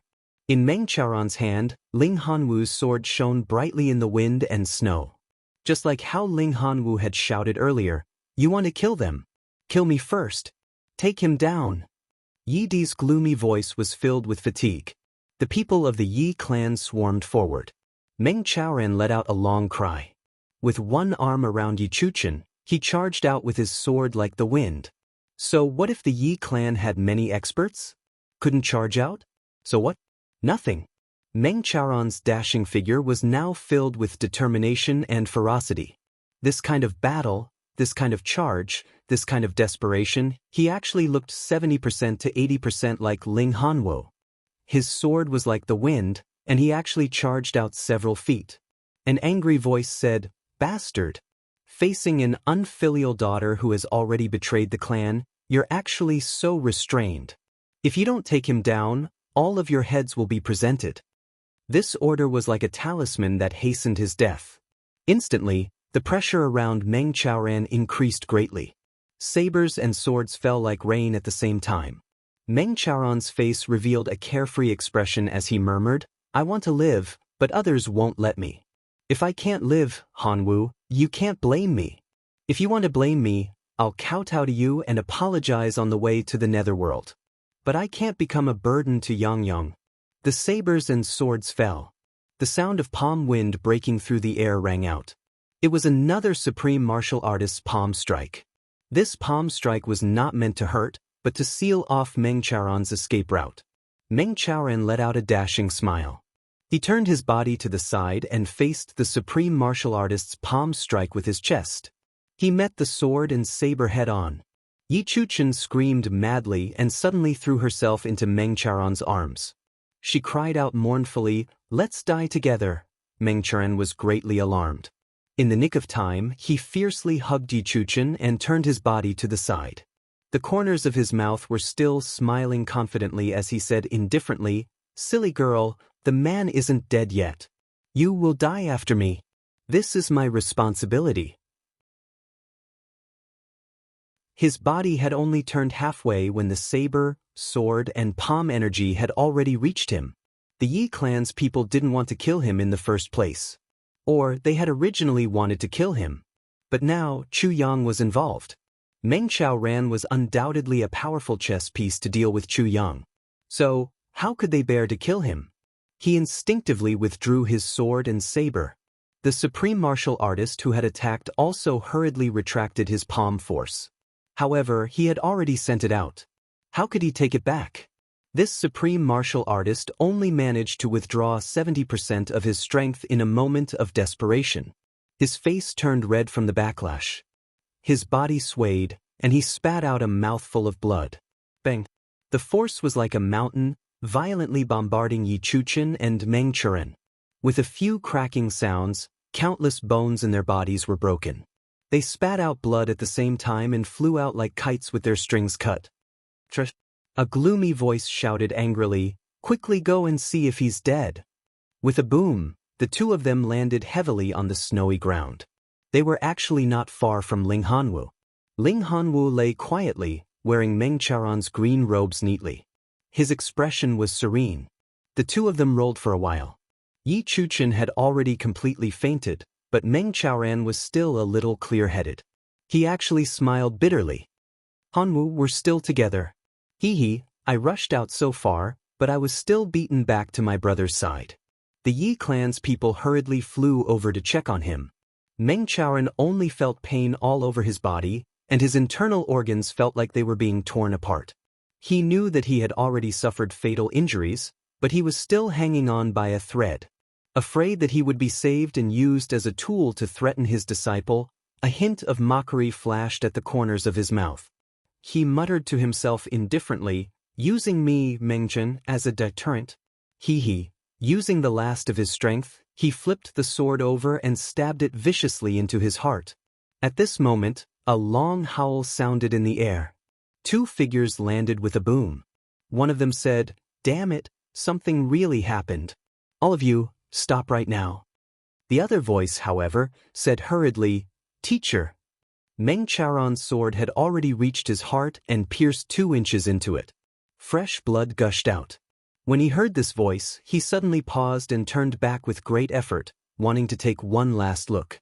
His own disciple. This voice was the voice of the disciple he had poured his heart and soul into. Not to mention calling him teacher, Meng Chuan could tell which of the two disciples was coughing from a distance. Yang, Meng Chaoran murmured, his vision gradually blurring. A black-robed figure landed as though he was flying. Clanging sounds rang out, followed by a series of screams, as if some weapon had been broken and someone had been injured. Immediately, Chu Yang's anxious face appeared before Meng Chaoran's eyes. "Teacher, I'm late. Then, he hurriedly took out 2 incomplete versions of heavy elixirs and stuffed them into Meng Chaoran and Yi Chuchen's mouths. Meng Chaoran's injuries were, after all, too serious. His consciousness gradually blurred. When the incomplete versions of heavy elixirs entered his body, his spirit was slightly shaken. Then, an indescribable sense of fatigue welled up. He murmured, Yang, take a look. Your teacher's wife, is she all right? If Hanwu can still be saved?" His disciple was here. Although Meng Chaoran knew that Ling Hanwu was already dead, he still had extravagant hopes in his heart, because he knew that Chu Yang had elixirs on him. Chu Yang hurriedly looked at Yi Chuchen, who was still in his teacher's arms. He said hurriedly, "Teacher's wife's breathing is very weak. She can still be saved, but—" Ling Hanwu. 2 drops of tears rolled down from the corners of Meng Chaoran's eyes. He asked sadly, "Dead?" Chu Yang nodded heavily. Meng Chaoran bit his lips tightly. He felt his consciousness blurring in waves. Bu Liuqing's furious voice rang out. "Gidi, get out here right now." Meng Chaoran was suddenly jolted awake. He forced his eyes to focus. Who is this person? This person actually dared to shout at the Yi like this. Could he be someone impressive? "Don't worry, teacher. I will kill all of them tonight to avenge you." Chu Yang gritted his teeth. His hatred soared to the heavens, his eyes bloodshot. "No," Meng Chaoran said hurriedly. "I want to personally take revenge. If I don't personally take revenge, I've let Hanwu down. I've let the ancestors down. Hanwu's dead. I will personally take revenge." Meng Chuan held Chu Yang's hand tightly and finally fainted. His right hand was still tightly gripping Ling Hanwu's sword. The sword was cold and icy. "I will avenge you. I will. I will take good care of Chu. I will. I will live on with Chu. I will. Hanwu, your efforts will not go to waste. I will stain your sword with the blood of your enemies. I will. When the time comes, I will drink to my heart's content with you." Chu Yang's eyes were bloodshot. His body trembled somewhat uncontrollably. Murderous intent rose all over him. There had never been a moment when he wanted so badly to wipe out the big clans. Ever since he came to the upper 3 heavens, Chu Yang knew his mission. But he had never thought of wiping out all the big clans. In the big clans, there were also heroes, chivalrous and gentle men. The influential figures of the big clans all had a glorious past. For example, Ling Hanwu or Meng Se, but at this moment, looking at the motionless Ling Hanwu and the blood-soaked Meng Chuan, Chu Yang suddenly wished he could kill everyone in the big clans with his sword. He understood. Perhaps there were also heroes in the big clans. As long as they were faced with a threat, these people would band together to resist and do whatever it took. Today, they could ambush his master and kill Ling Hanwu, who was on the same side. Who would they deal with tomorrow? In their eyes, he wasn't even the Tribulation Sword Master. He was just a rising force that posed some threat to them, yet they could be so ruthless. What would happen if they found out that he was the Tribulation Sword Master one day? Killing to stop killing may not be the best way, but it was the most effective way. He couldn't turn back, and neither could they. So, kill. Chu Yang stood there quietly. But he suddenly roared madly in his heart. A cold shout was heard, followed by the sound of people tumbling. Bu Liuqing landed beside Yi Di and sent the people of the Yi clan tumbling away with a palm strike. Bu Liuqing shouted, "Yi Di, do you not dare to come out?" There was a burst of wind and snow. Yi Di's black-clothed figure appeared, wrapped in thick night fog. His voice had more apprehension and respect. "Elder Bu, I'm really flattered that you're here to interfere with the Yi clan's family affairs." Bu Liuqing rolled his eyes and said, "Family affairs? I don't care about your family affairs. If I don't like it, I have to interfere. But you have an opinion? You don't like it? Yi Di said calmly, Elder Bu naturally has your reasons if you want to interfere. Since Elder Bu has interfered, then the Yi clan will just let this matter go. Bu Luqing turned and shouted, Little one, what should we do? Kill or not? Dark fog burst out of the Night Thearch's eyes as he looked at Chu Yang cautiously and warily. This little one is indeed not simple. Look at this, Brother Qing. Bu Luqing actually wants to listen to him? He's indeed dangerous. He has to kill him. Chu Yang said lightly, Leave 2 people behind to help us send the people back. As for the others, let them go first. He paused and said, My master said that he wants to take revenge with his own hands. Take revenge with his own hands. Bu Luqing and Yi Di sneered in their hearts. With Meng Charon's current abilities, taking revenge with his own hands was as difficult as ascending to heaven. Chapter 1087. Yi Di then turned and smiled at Bu Luqing. Elder Bu, I shall take my leave. The world is long, I'm sure we'll meet again. Bu Luqing said impatiently, Get lost. Hold on. Chu Yang got up slowly and asked solemnly, Who killed Ling Hanwu? Step forward and let me take a look. An old man in black snorted and took a step forward proudly. He said dispassionately, It's me. My name is Yi Sei. Why, do you want to avenge him? Chu Yang looked at him dispassionately and said slowly, Yi Sei. Not bad, not bad. Who hurt my master and mistress? It's also me. Yi Sei sneered. A clown who can't even withstand a single blow. He can't even take a palm strike with just 10% of my power. How can he even talk about taking revenge personally? This person's mouth stinks. Chu Yang said dispassionately. His mouth stinks, I'll wash it for him. Bu Luqing snorted and suddenly moved. The next moment, with a few slaps, that guy had already been slapped more than a dozen times and rolled out. Blood flowed from the corners of his mouth. I won't kill anyone today, Chu Yang said. Yi Sei, you're my masters. Live well, don't die too early. That will be very disappointing. Yi Sei lay on the ground with his hair disheveled. He glared at Chu Yang fiercely. Menguin? Kill me? Chu Yang, you're dreaming. Whether it's a dream or not, you'll know in the future, Chu Yang said dispassionately. But you must take care. You must take care of yourself. Let's go. Yi Di snorted, and a ball of dense night fog swayed twice before suddenly disappearing. The Yi clan members retreated like the tide. You really shouldn't have promised your master to take revenge personally. Bu Luqing walked to Chu Yang's side, shaking his head and sighing. When will that be? Chu Yang said dispassionately, Since my master said to take revenge personally, then he will definitely do it. I will do whatever it takes to help him fulfill his wish. I also want to borrow Elder Bu's power to kill all these people. But that way, I won't feel anything. If I don't take revenge personally, I'll always feel lacking. Chu Yang said softly, Revenge must be taken with one's own hands, hatred must be repaid in person. A man in this world will repay kindness and enmity as he pleases.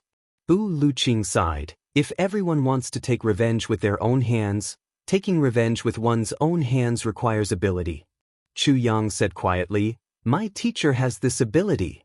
His eyes seemed to be burning with a crazy flame. There was a sentence engraved in his heart, Even if he doesn't have it, I will make him have it. From today onwards, he would not rest until he was dead. Bu Luqing was dumbfounded and said, Let's go back. Chu Yang didn't say a word. He bent down and picked up Ling Hanwu's body. Yi Xiu led a group of people to send Meng Chaoran and Yi Chuchen back to Chu Yang's orchard palace. Along the way, Yi Xiu didn't say a word. When they arrived at the orchard palace, Yi Xiu put down the person. When Yi Xiu bade farewell, he looked at Chu Yang as if he wanted to say something. But Chu Yang didn't look at him. Yi Xiu finally let out a long sigh and turned to leave. Although we have some sympathy for each other, and although my aunt is here, we are still enemies. After today, they would not rest until one of them was dead. Anything he said would be superfluous. Chu Yang was busy tending to Meng Chaoran and Yi Chuchen's bodies. Meng Chaoran's spine was broken, both his legs were fractured, his knees were shattered, and 4 of his ribs were broken. One of them seemed to have pierced into his internal organs, and his internal organs were ruptured. The most serious thing was that his head had been hit by the force of the supreme martial artist's palm. Although it had only brushed past him diagonally, Meng Chaoran's head was severely injured. He was almost left with half a breath. If it wasn't for the incomplete version of the heavy pill, he would have been dead by now. Yi Chuchen, who was at the side, was even more seriously injured than Meng Chaoran because she tried her best to block the palm force for him. Ling Hanwu's body was placed quietly in the hall of the Orchard Palace. Zi Xiecheng, Moon Breeze and the rest were shocked when they returned. No one expected such a tragic incident to happen in the short time they were out. It was only in the middle of the night that Meng Chaoran regained some consciousness and opened his eyes. Hanwu? Meng Chaoran rolled his eyes. Chu Yang didn't answer and turned his head away. Chu? Meng Chaoran asked in a low voice. She's still unconscious. Chu Yang comforted him. She'll be fine, I promise. Tears flowed out of Meng Chaoran's eyes. He looked at the sky above his head in a daze and heaved a long sigh. Let me avenge him with my own hands. This is Hanwu's last request in his life. Meng Chaoran said weakly, those people are mine. They're yours. Chu Yang nodded and comforted him softly. But they're here to deal with you this time. Meng Chaoran looked at Chu Yang. You have to be careful. Chu Yang's expression was heavy as he nodded slowly. They're really here to deal with me. I'm so sleepy, I'm going to take a nap. A familiar carefree smile appeared at the corners of Meng Chaoran's lips again. He smiled lightly. In my dream, I'll go drinking with Hanwu. Chu Yang's heart ached. Meng Chaoran had already fallen into a deep sleep. The next day, someone from the Ling clan came to take away Ling Hanwu's body. It was said that Ling Fengyun and Yi Di had a huge quarrel and almost came to blows. The two of them parted on bad terms. The person who came was Ling Hanxue. Ling Hanxue's eyes were red. It was obvious that Ling Hanwu's death was a huge blow to her. Before she left, she looked at Chu Yang and said, "Second uncle left just like that. Although he died for the love of his life, the root of his death was with you. Second uncle had lived a tiring life all these years. His death can be considered a relief. Although the living can't bear it, he can be relieved after all. So let me remind you once more, be careful at the medicine banquet in Tianji City." Ling Hanxue said softly. Chu Yang was silent. He said, "Thank you. I'll bring second uncle back today. Tomorrow morning, I'll bring a few people and bring his body back to Lingxiao City. We'll meet again in the distant future. Take care of yourself.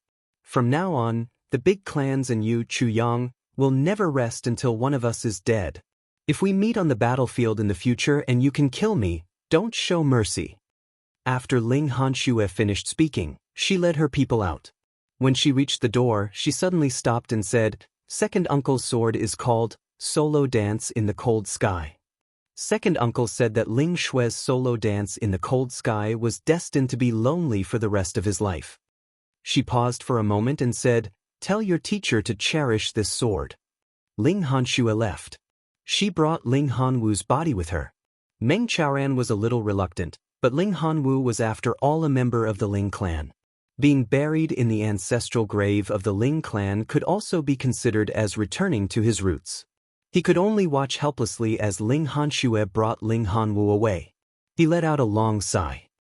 Hanwu, from now on, drinking with brothers is only a dream. 3 days later, Meng Chaoran was already able to sit up. However, Yi Chuchen was still unconscious. Chu Yang also felt that this was strange. Under the effects of the incomplete version of the heavy pill, her injuries shouldn't be life-threatening. She shouldn't be in such a coma either. How could this be? Zi Xiecheng solved this problem. She subconsciously thought that she was already dead. Moreover, she had died with her lover and good friend. This kind of death was something that Yi Chuchen was willing to accept. She could feel that she had died in bliss. Therefore, although her body was fine, her consciousness had entered a state of suspended animation. No one knew how long this state could be maintained, But, as long as she didn't realize that she was actually still alive, she would never wake up. Zi Xiecheng and Chu Yang were both helpless in this situation. Meng Chaoran, on the other hand, was very open-minded. It's all right. With me by her side to take care of her, nothing will happen to her. There will be a day when she wakes up. If she wakes up now, she will have to accept the cruel reality. This may also be a good thing. You guys go about your business. Leave her to me. Even if she doesn't wake up for the rest of her life, we are still together after all. Meng Chaoran looked at Yi Chuchen lying quietly beside him, his eyes full of tenderness. Zi Xiecheng and Chu Yang were silent. Both Zi Xiecheng and Chu Yang didn't understand this relationship very well, because it was too complicated. The two of them were childhood sweethearts. Yi Chuchen's clan annihilated Meng Chaoran's clan. The two of them fell in love with each other. Ling Hanwu waited with infatuation. When Yi Chuchen was on the verge of death, she let go of all her scruples and married Meng Chern. Ling Hanwu died. Yi Chuchen fell into a coma. Meng Chaoran mourned the dead and took care of the injured. Firstly, it was for revenge, and secondly, it was for deep love. Did Yi Chuchen have a knot in her heart after she woke up? What was Meng Chaoran thinking now? Even with Chu Yang's exquisite mind, he couldn't fathom all of this. It was complicated, like silk that had been stirred up. There were thousands of threads. On the fifth day, Meng Chaoran was already able to get up and move around. He took care of Yi Chuchen 3 meals a day. As for the rest of the time, he began to cultivate and recuperate. What was surprising was that although he had the support of Chu Yang's countless elixirs, Meng Chaoran's cultivation progress still made Zi Xiecheng feel deeply shocked. It wasn't just because Meng Chaoran was rushing up step by step. If that was all, it wouldn't be much. The key was that when Meng Chaoran took care of Yi Chuchen, he took care of her. When he cultivated, he cultivated. When he took care of Yi Chuchen, it seemed like there was only Yi Chuchen left in his world. But when he cultivated, there was only cultivation in the whole world. His mind was completely focused, without any distractions. Once he cultivated, it was the deepest level of spiritual cultivation. He definitely didn't pay any attention to other aspects. There were only 4 things in a day: taking care of Yi Chuchen, cultivating, eating, and taking an hour out of every night to drink alone with Ling Hanwu's cup, as if they were brothers drinking together. One was in the world of the living, the other was in the netherworld. After drinking a cup, he would pour a cup of wine from the cup opposite him onto the ground. Meng Chaoran actually drank until his spirit soared and he was in high spirits. Sometimes he would slap his thigh and laugh heartily as he drank, and sometimes he would drink sadly and silently shed tears. As usual, he was cool and unrestrained, and as usual, he was indifferent. Just like good friends meeting in real life, drinking and talking, and pouring out their hearts. Confiding in each other, they talked about everything. Just like how Chu Yang didn't expect that Meng Chaoran's habit of drinking with the illusory Ling Hanwu every night would actually continue for his entire life. Until the end of his life, he still drank with Ling Hanwu and said, "Brother, I'm coming. Come and fetch me." Only then could he rest in peace. At that time, who knew how many tens of thousands of years had passed? At this point, he suddenly thought of a story. There was an old Red Army veteran who returned home after the founding of the country. Every night, he would set a cup of wine and drink with his comrades who had sacrificed themselves. This habit continued until he became seriously ill and couldn't move. Before he died, he said, "I'm the only one left in the company. I have to go." There was also a soldier who gave up all his privileges after the war and became a gravekeeper for his comrades in the cemetery of martyrs. There were many more such true stories could be found everywhere in the country. There were really many of them.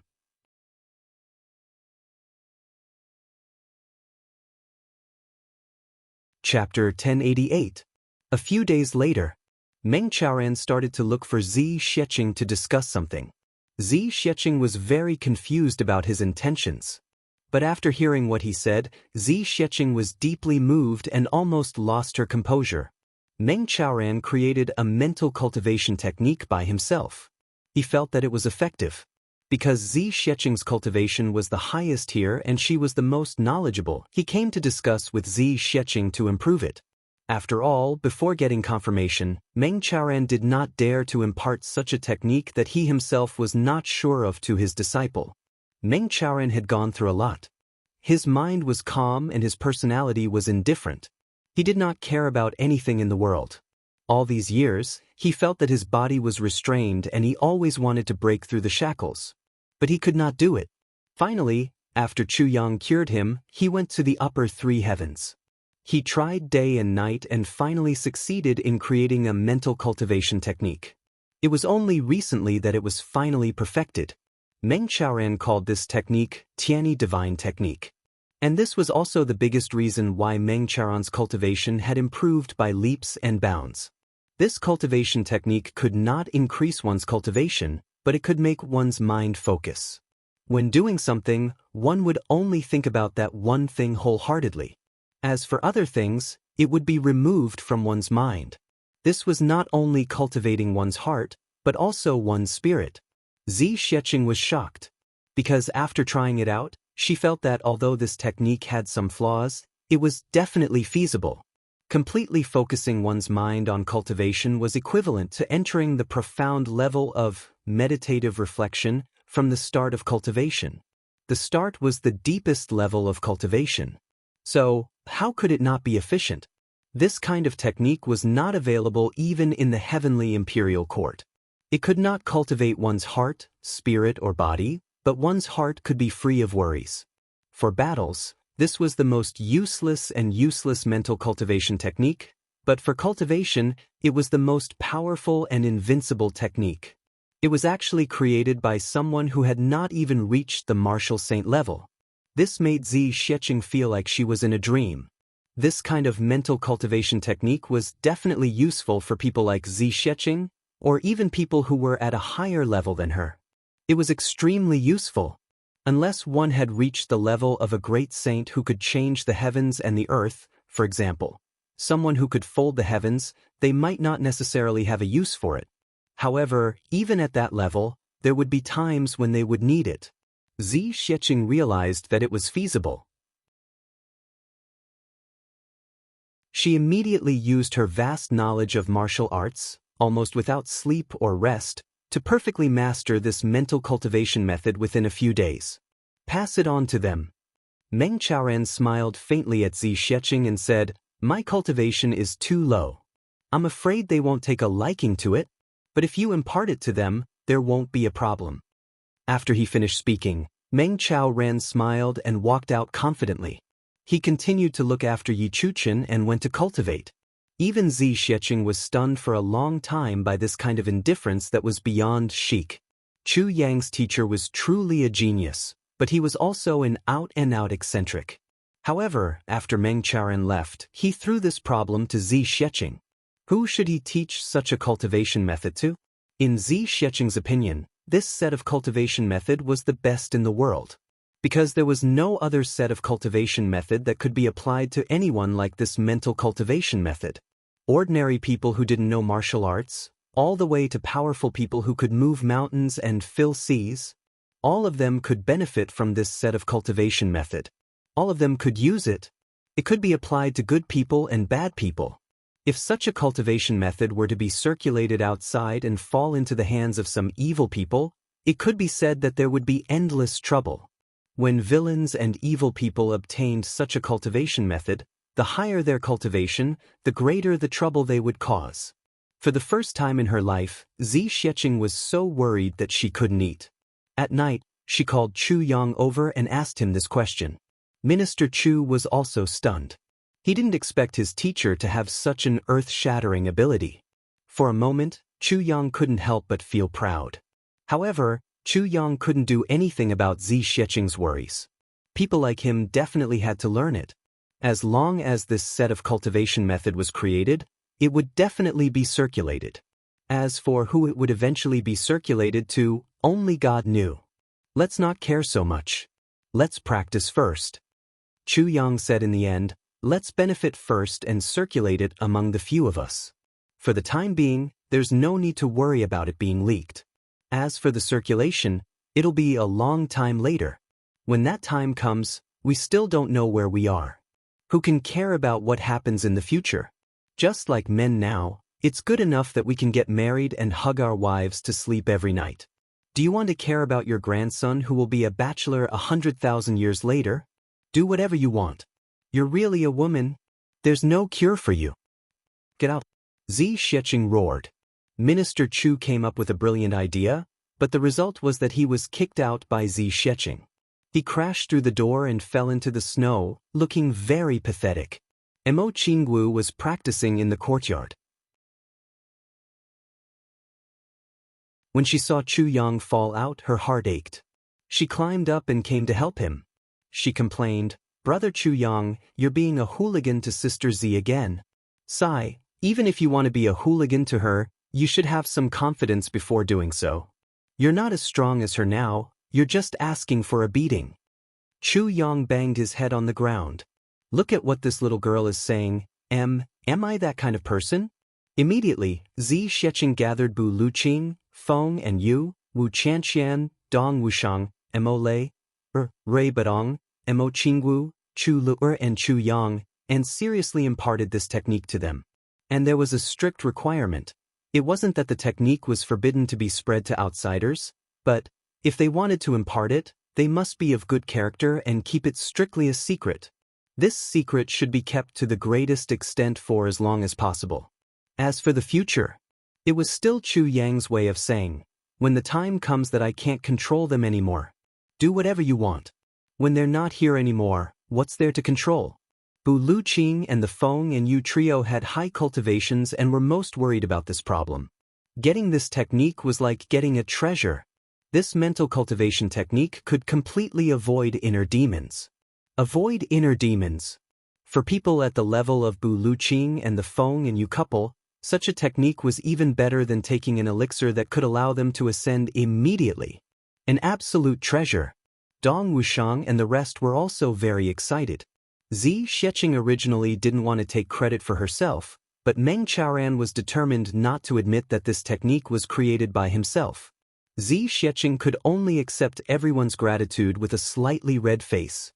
She felt that this was the most embarrassing thing she had ever done in her life. With this technique, when everyone practiced, they realized that the efficiency of their practice was 3 times higher than usual.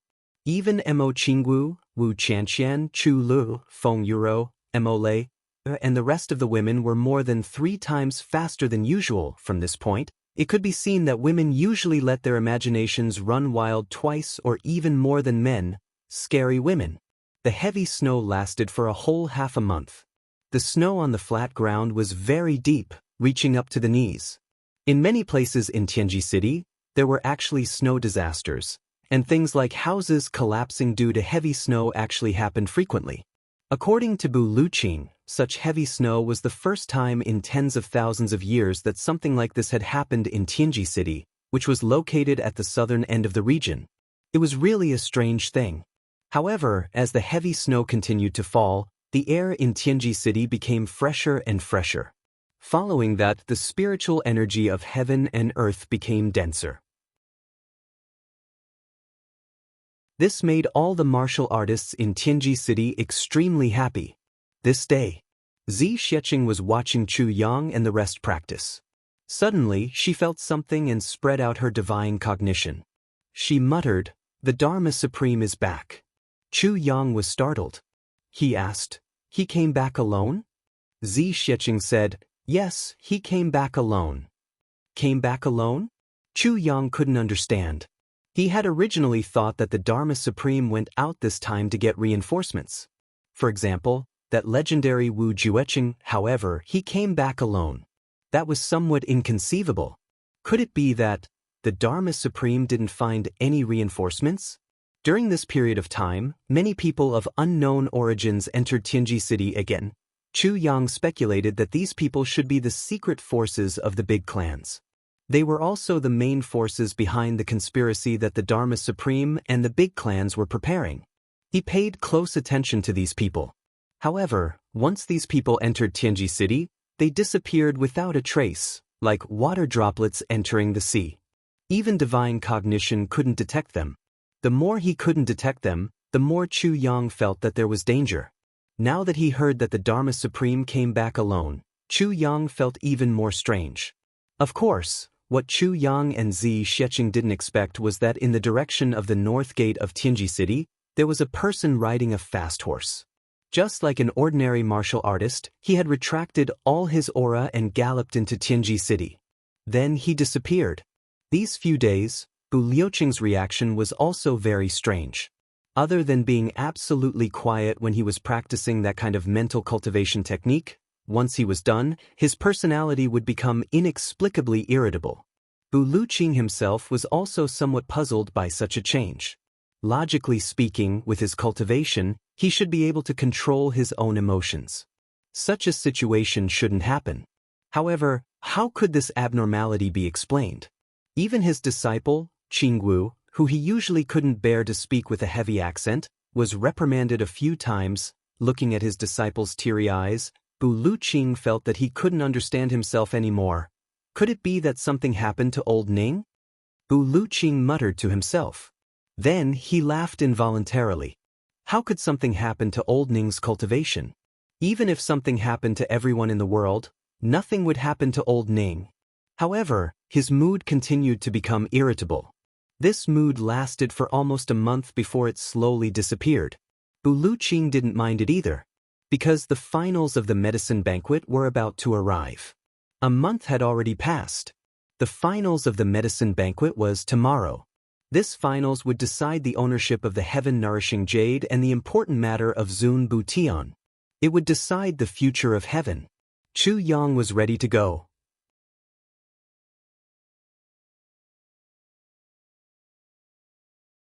Chapter 1089. Early morning. Chu Yang walked out of the room and saw that Emo Qingwu was already waiting outside. Seeing Chu Yang come out, she couldn't help but pout. Big brother Chu Yang, you're so lazy. You woke up so late. I've been waiting for a long time. Why are you waiting for me? Chu Yang was surprised. I'll go with you. Emo Qingwu waved her little fist. I want to see big brother Chu Yang win. No. It's too dangerous. Chu Yang was shocked. What time was it now that the little girl actually wanted to go and cheer for him? It's okay. Zi Xiecheng's voice said, I'll use my divine sense to monitor. Besides, the Moon Breeze couple has already gone. Bu Liuqing will look after little Wu in the dark. Nothing will happen to little Wu. You just have to take care of yourself. Chu Yang breathed a sigh of relief and said, since that's the case, I'm relieved. After breakfast, Chu Yang held Emo Qingwu's little hand and the two of them walked out side by side. Wu Qianqian faintly looked at the backs of the two people and sighed softly. Walking in the white snow, Emo Qingwu's red dress looked even more like a blazing fire. Her whole person was like a lively elf, full of vitality. Her pink little face was filled with a happy smile. Feeling Chu Yang's warmth in her hand, the little girl felt even happier and more satisfied. Chu Yang was shocked to realize that he had always thought that little Wu didn't grow up. Today, walking side by side, he realized that Emo Qingwu's height had already reached his chin. This could almost be considered a tall figure among women. Moreover, her eyes were becoming more and more full. Her chest also seemed to be expanding day by day. Her perky little but was also quietly developing. Her small waist was becoming slimmer and slimmer. When she walked, that kind of unintentional and gentle rhythm had already begun to have some of the charm of a young girl. The little girl had grown up. Chu Yang thought about it a little emotionally. Thinking about how Emo Qingwu was so charming and affectionate in his previous life, he couldn't help but feel a faint bitterness in his heart. Although his lover was by his side now, for some reason, Emo Qingwu's pair of resentful eyes in his previous life still appeared in his dreams sometimes. Brother Chu Yang, I've been dreaming for the past few days. It's so strange. Emo Qingwu hopped around in the snow and turned her face to the side. She was dressed in red and her hair was like a waterfall, making her small face look even more delicate. Her eyelashes also appeared to be longer, like two beautiful little fans that were flickering. Her cherry lips were red and pouty, making people want to peck them. Chu Yang's heart was filled with tender affection as he looked at her. He was somewhat lost in thought. So, he casually asked, Jianghu, what good dream did you have? Tell me, did you dream of me? Brother Chuyang, I've been having a strange dream for the past few days. The same dream. Mo Qingwu's eyes were somewhat confused and blurred. There was also a kind of faint sadness and hidden bitterness. This kind of gaze made Chu Yang frightened. This expression, why was it so similar to Qingwu's in his previous life? The same dream? Dream. When Chu Yang said this, he felt that his throat was a little dry. A strange dream. In the dream, there was you and me. In the dream, I had already grown up. Mo Qingwu lowered her eyes and said, Then, on a mountain, there was a purple bamboo forest. I went there to pick purple bamboo roots. Then I met you. But you were so lonely in the dream. Chu Yang, who was walking forward in the snow, suddenly stopped in his tracks. He was dumbstruck. A large piece of snow under his feet was kicked up by him and scattered in all directions. Brother Chu Yang? Mo Qingwu was originally deep in thought as she walked forward. Chu Yang suddenly stopped, but she continued to walk forward 2 steps before she realized it. She hurriedly turned around and asked, Nothing. You can continue. Chu Yang only felt a wave of dizziness. Actually, it's nothing. At that time, although you were lonely, you made people's hearts ache. When I saw you, I felt that this man had suffered too much pain and wanted to comfort him. Then, we got to know each other just like that. But in the dream, you were so heartless.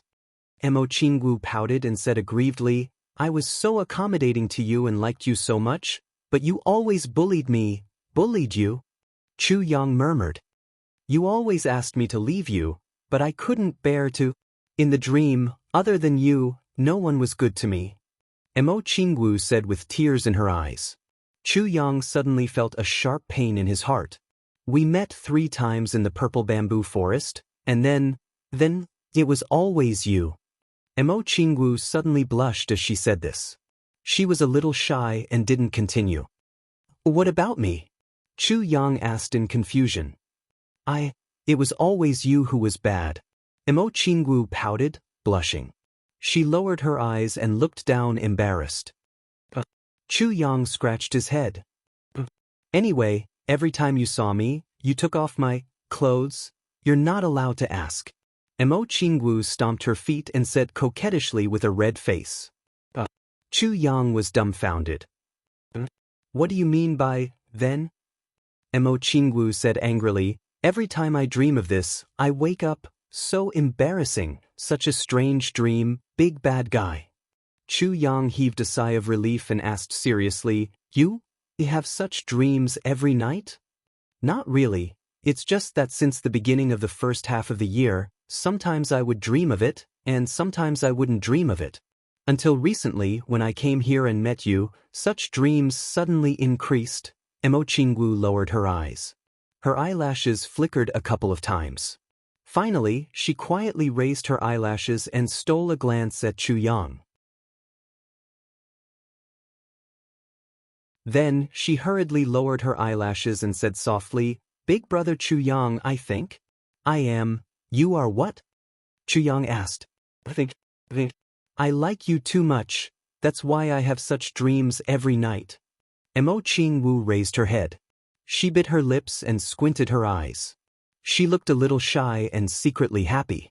Then she said in a soft voice, Elder brother Chu Yang, I'm not afraid of you being bad, but can I ask you to be a little gentler to me in my dreams? Chu Yang only felt that his entire mouth and throat had become dry. Even his voice was hoarse. He coughed twice and said with some bitterness and pain, Qingwu, you're so silly. That's a dream, and it's your dream. How can I make the decision? Mo Qingwu's eyes suddenly focused. That's the tone. In the dream, you never call me Little Wu, you always call me Qingwu. Just like how you called me just now, it's the exact same voice. Chu Yang took a deep breath and looked at Mo Qingwu in a daze. He suddenly felt like his heart was being twisted. Big brother Chu Yang. Mo Qingwu raised her head and looked at him with some sadness. Will you be very bad to me in the future, just like in the dream? I won't. Chu Yang stretched out his arms and pulled this petite figure into his arms. He hugged her tightly and murmured, "I won't." Emo Qingwu curled up in his arms and smiled contentedly. She said softly, "Big brother Chu Yang, I like you so much, so much." She suddenly raised her head and looked into Chu Yang's eyes. She stared blankly for a while. Then, she stood on her tiptoes and moved her petal-like red lips closer. She touched Chu Yang's lips lightly and stopped for a moment. But before Chu Yang could react, she immediately lowered her head and buried it deep in Chu Yang's arms. She closed her eyes and pressed her body tightly against him. She murmured as if she was sleep-talking, "Big brother Chu Yang, don't bully me. Little Wu likes you so much that I'm about to die." Chu Yang was still recalling the soft touch on his lips. At this moment, there was actually a kind of space-time confusion where the past and present life suddenly overlapped. There was a kind of sadness and worry in his heart. Only Chu Yang knew that Emo Qingwu's dream was not a dream. This was something that really happened in the past life. But why would it appear in Qingwu's dream in this life? If this continued, wouldn't Qingwu realize her dream sooner or later? Dream until her last day? Or would she suddenly recover the memories of her past life? Chu Yang suddenly felt his heart twitching. The two of them walked slowly in the snow. At this moment, Chu Yang suddenly felt that there was no one else in this world except himself and Qingwu. And Emo Qingwu obviously felt the same. The little girl was unusually quiet. She leaned against Chu Yang and walked forward step by step. At this moment, the whole world was indescribably peaceful. Just like a dream, all the sounds around them seemed to have disappeared. It was only until they turned the corner of the street and heard the hubbub of voices in front that the two of them suddenly woke up from their dream. The two of them couldn't help but look at each other. Emo Qingwu's cheeks were as red as an apple. Her eyes were watery, with an inexplicable shyness and sweetness. She whispered, "Big brother Chu Yang, I like it so much." "I like it so much too." Chu Yang smiled gently. Emo Qingwu opened her arms happily and twirled around in the snow. Then, the two of them realized that it was actually snowing. It turned out that their hair and clothes were covered with snowflakes. "Big brother Chu Yang, when I was young, my mother taught me how to dance. When you are free, I will dance for you." Emo Qingwu giggled. Her eyes flashed with mischief and tenderness. She said, "I will dance to the heavens for you." Chu Yang's heart trembled. At this moment, he recalled a poem, and also a very important matter. "Light as a dream, floating in the air, enchanting as a sea of blood and a mountain of bones dance. Don't ask the sword for 1,000 miles, life and death follow to the heavens." This was a poem written for Emo Qingwu by his friend in the previous life, the world's #1 genius, Xue Leihan. In the previous life, the three of them often gathered together. Every time Emo Qingwu followed him, Xue Leihan was always very envious. Xue Leihan became famous at a young age and his poetic talent shook the world. By the time he got to know him, he was already famous. He could be said to be an unparalleled legend. His poems were being sung everywhere in the upper and lower three heavens. Since ancient times, there had never been anyone who could achieve such achievements just by relying on poems. But, after his rebirth, he had never heard of Xue Leihan's name. There was no such person at all. You're tuning in to the Han Li's Immortal Journey YouTube channel. Don't forget to subscribe and join us on this journey to catch the most captivating stories.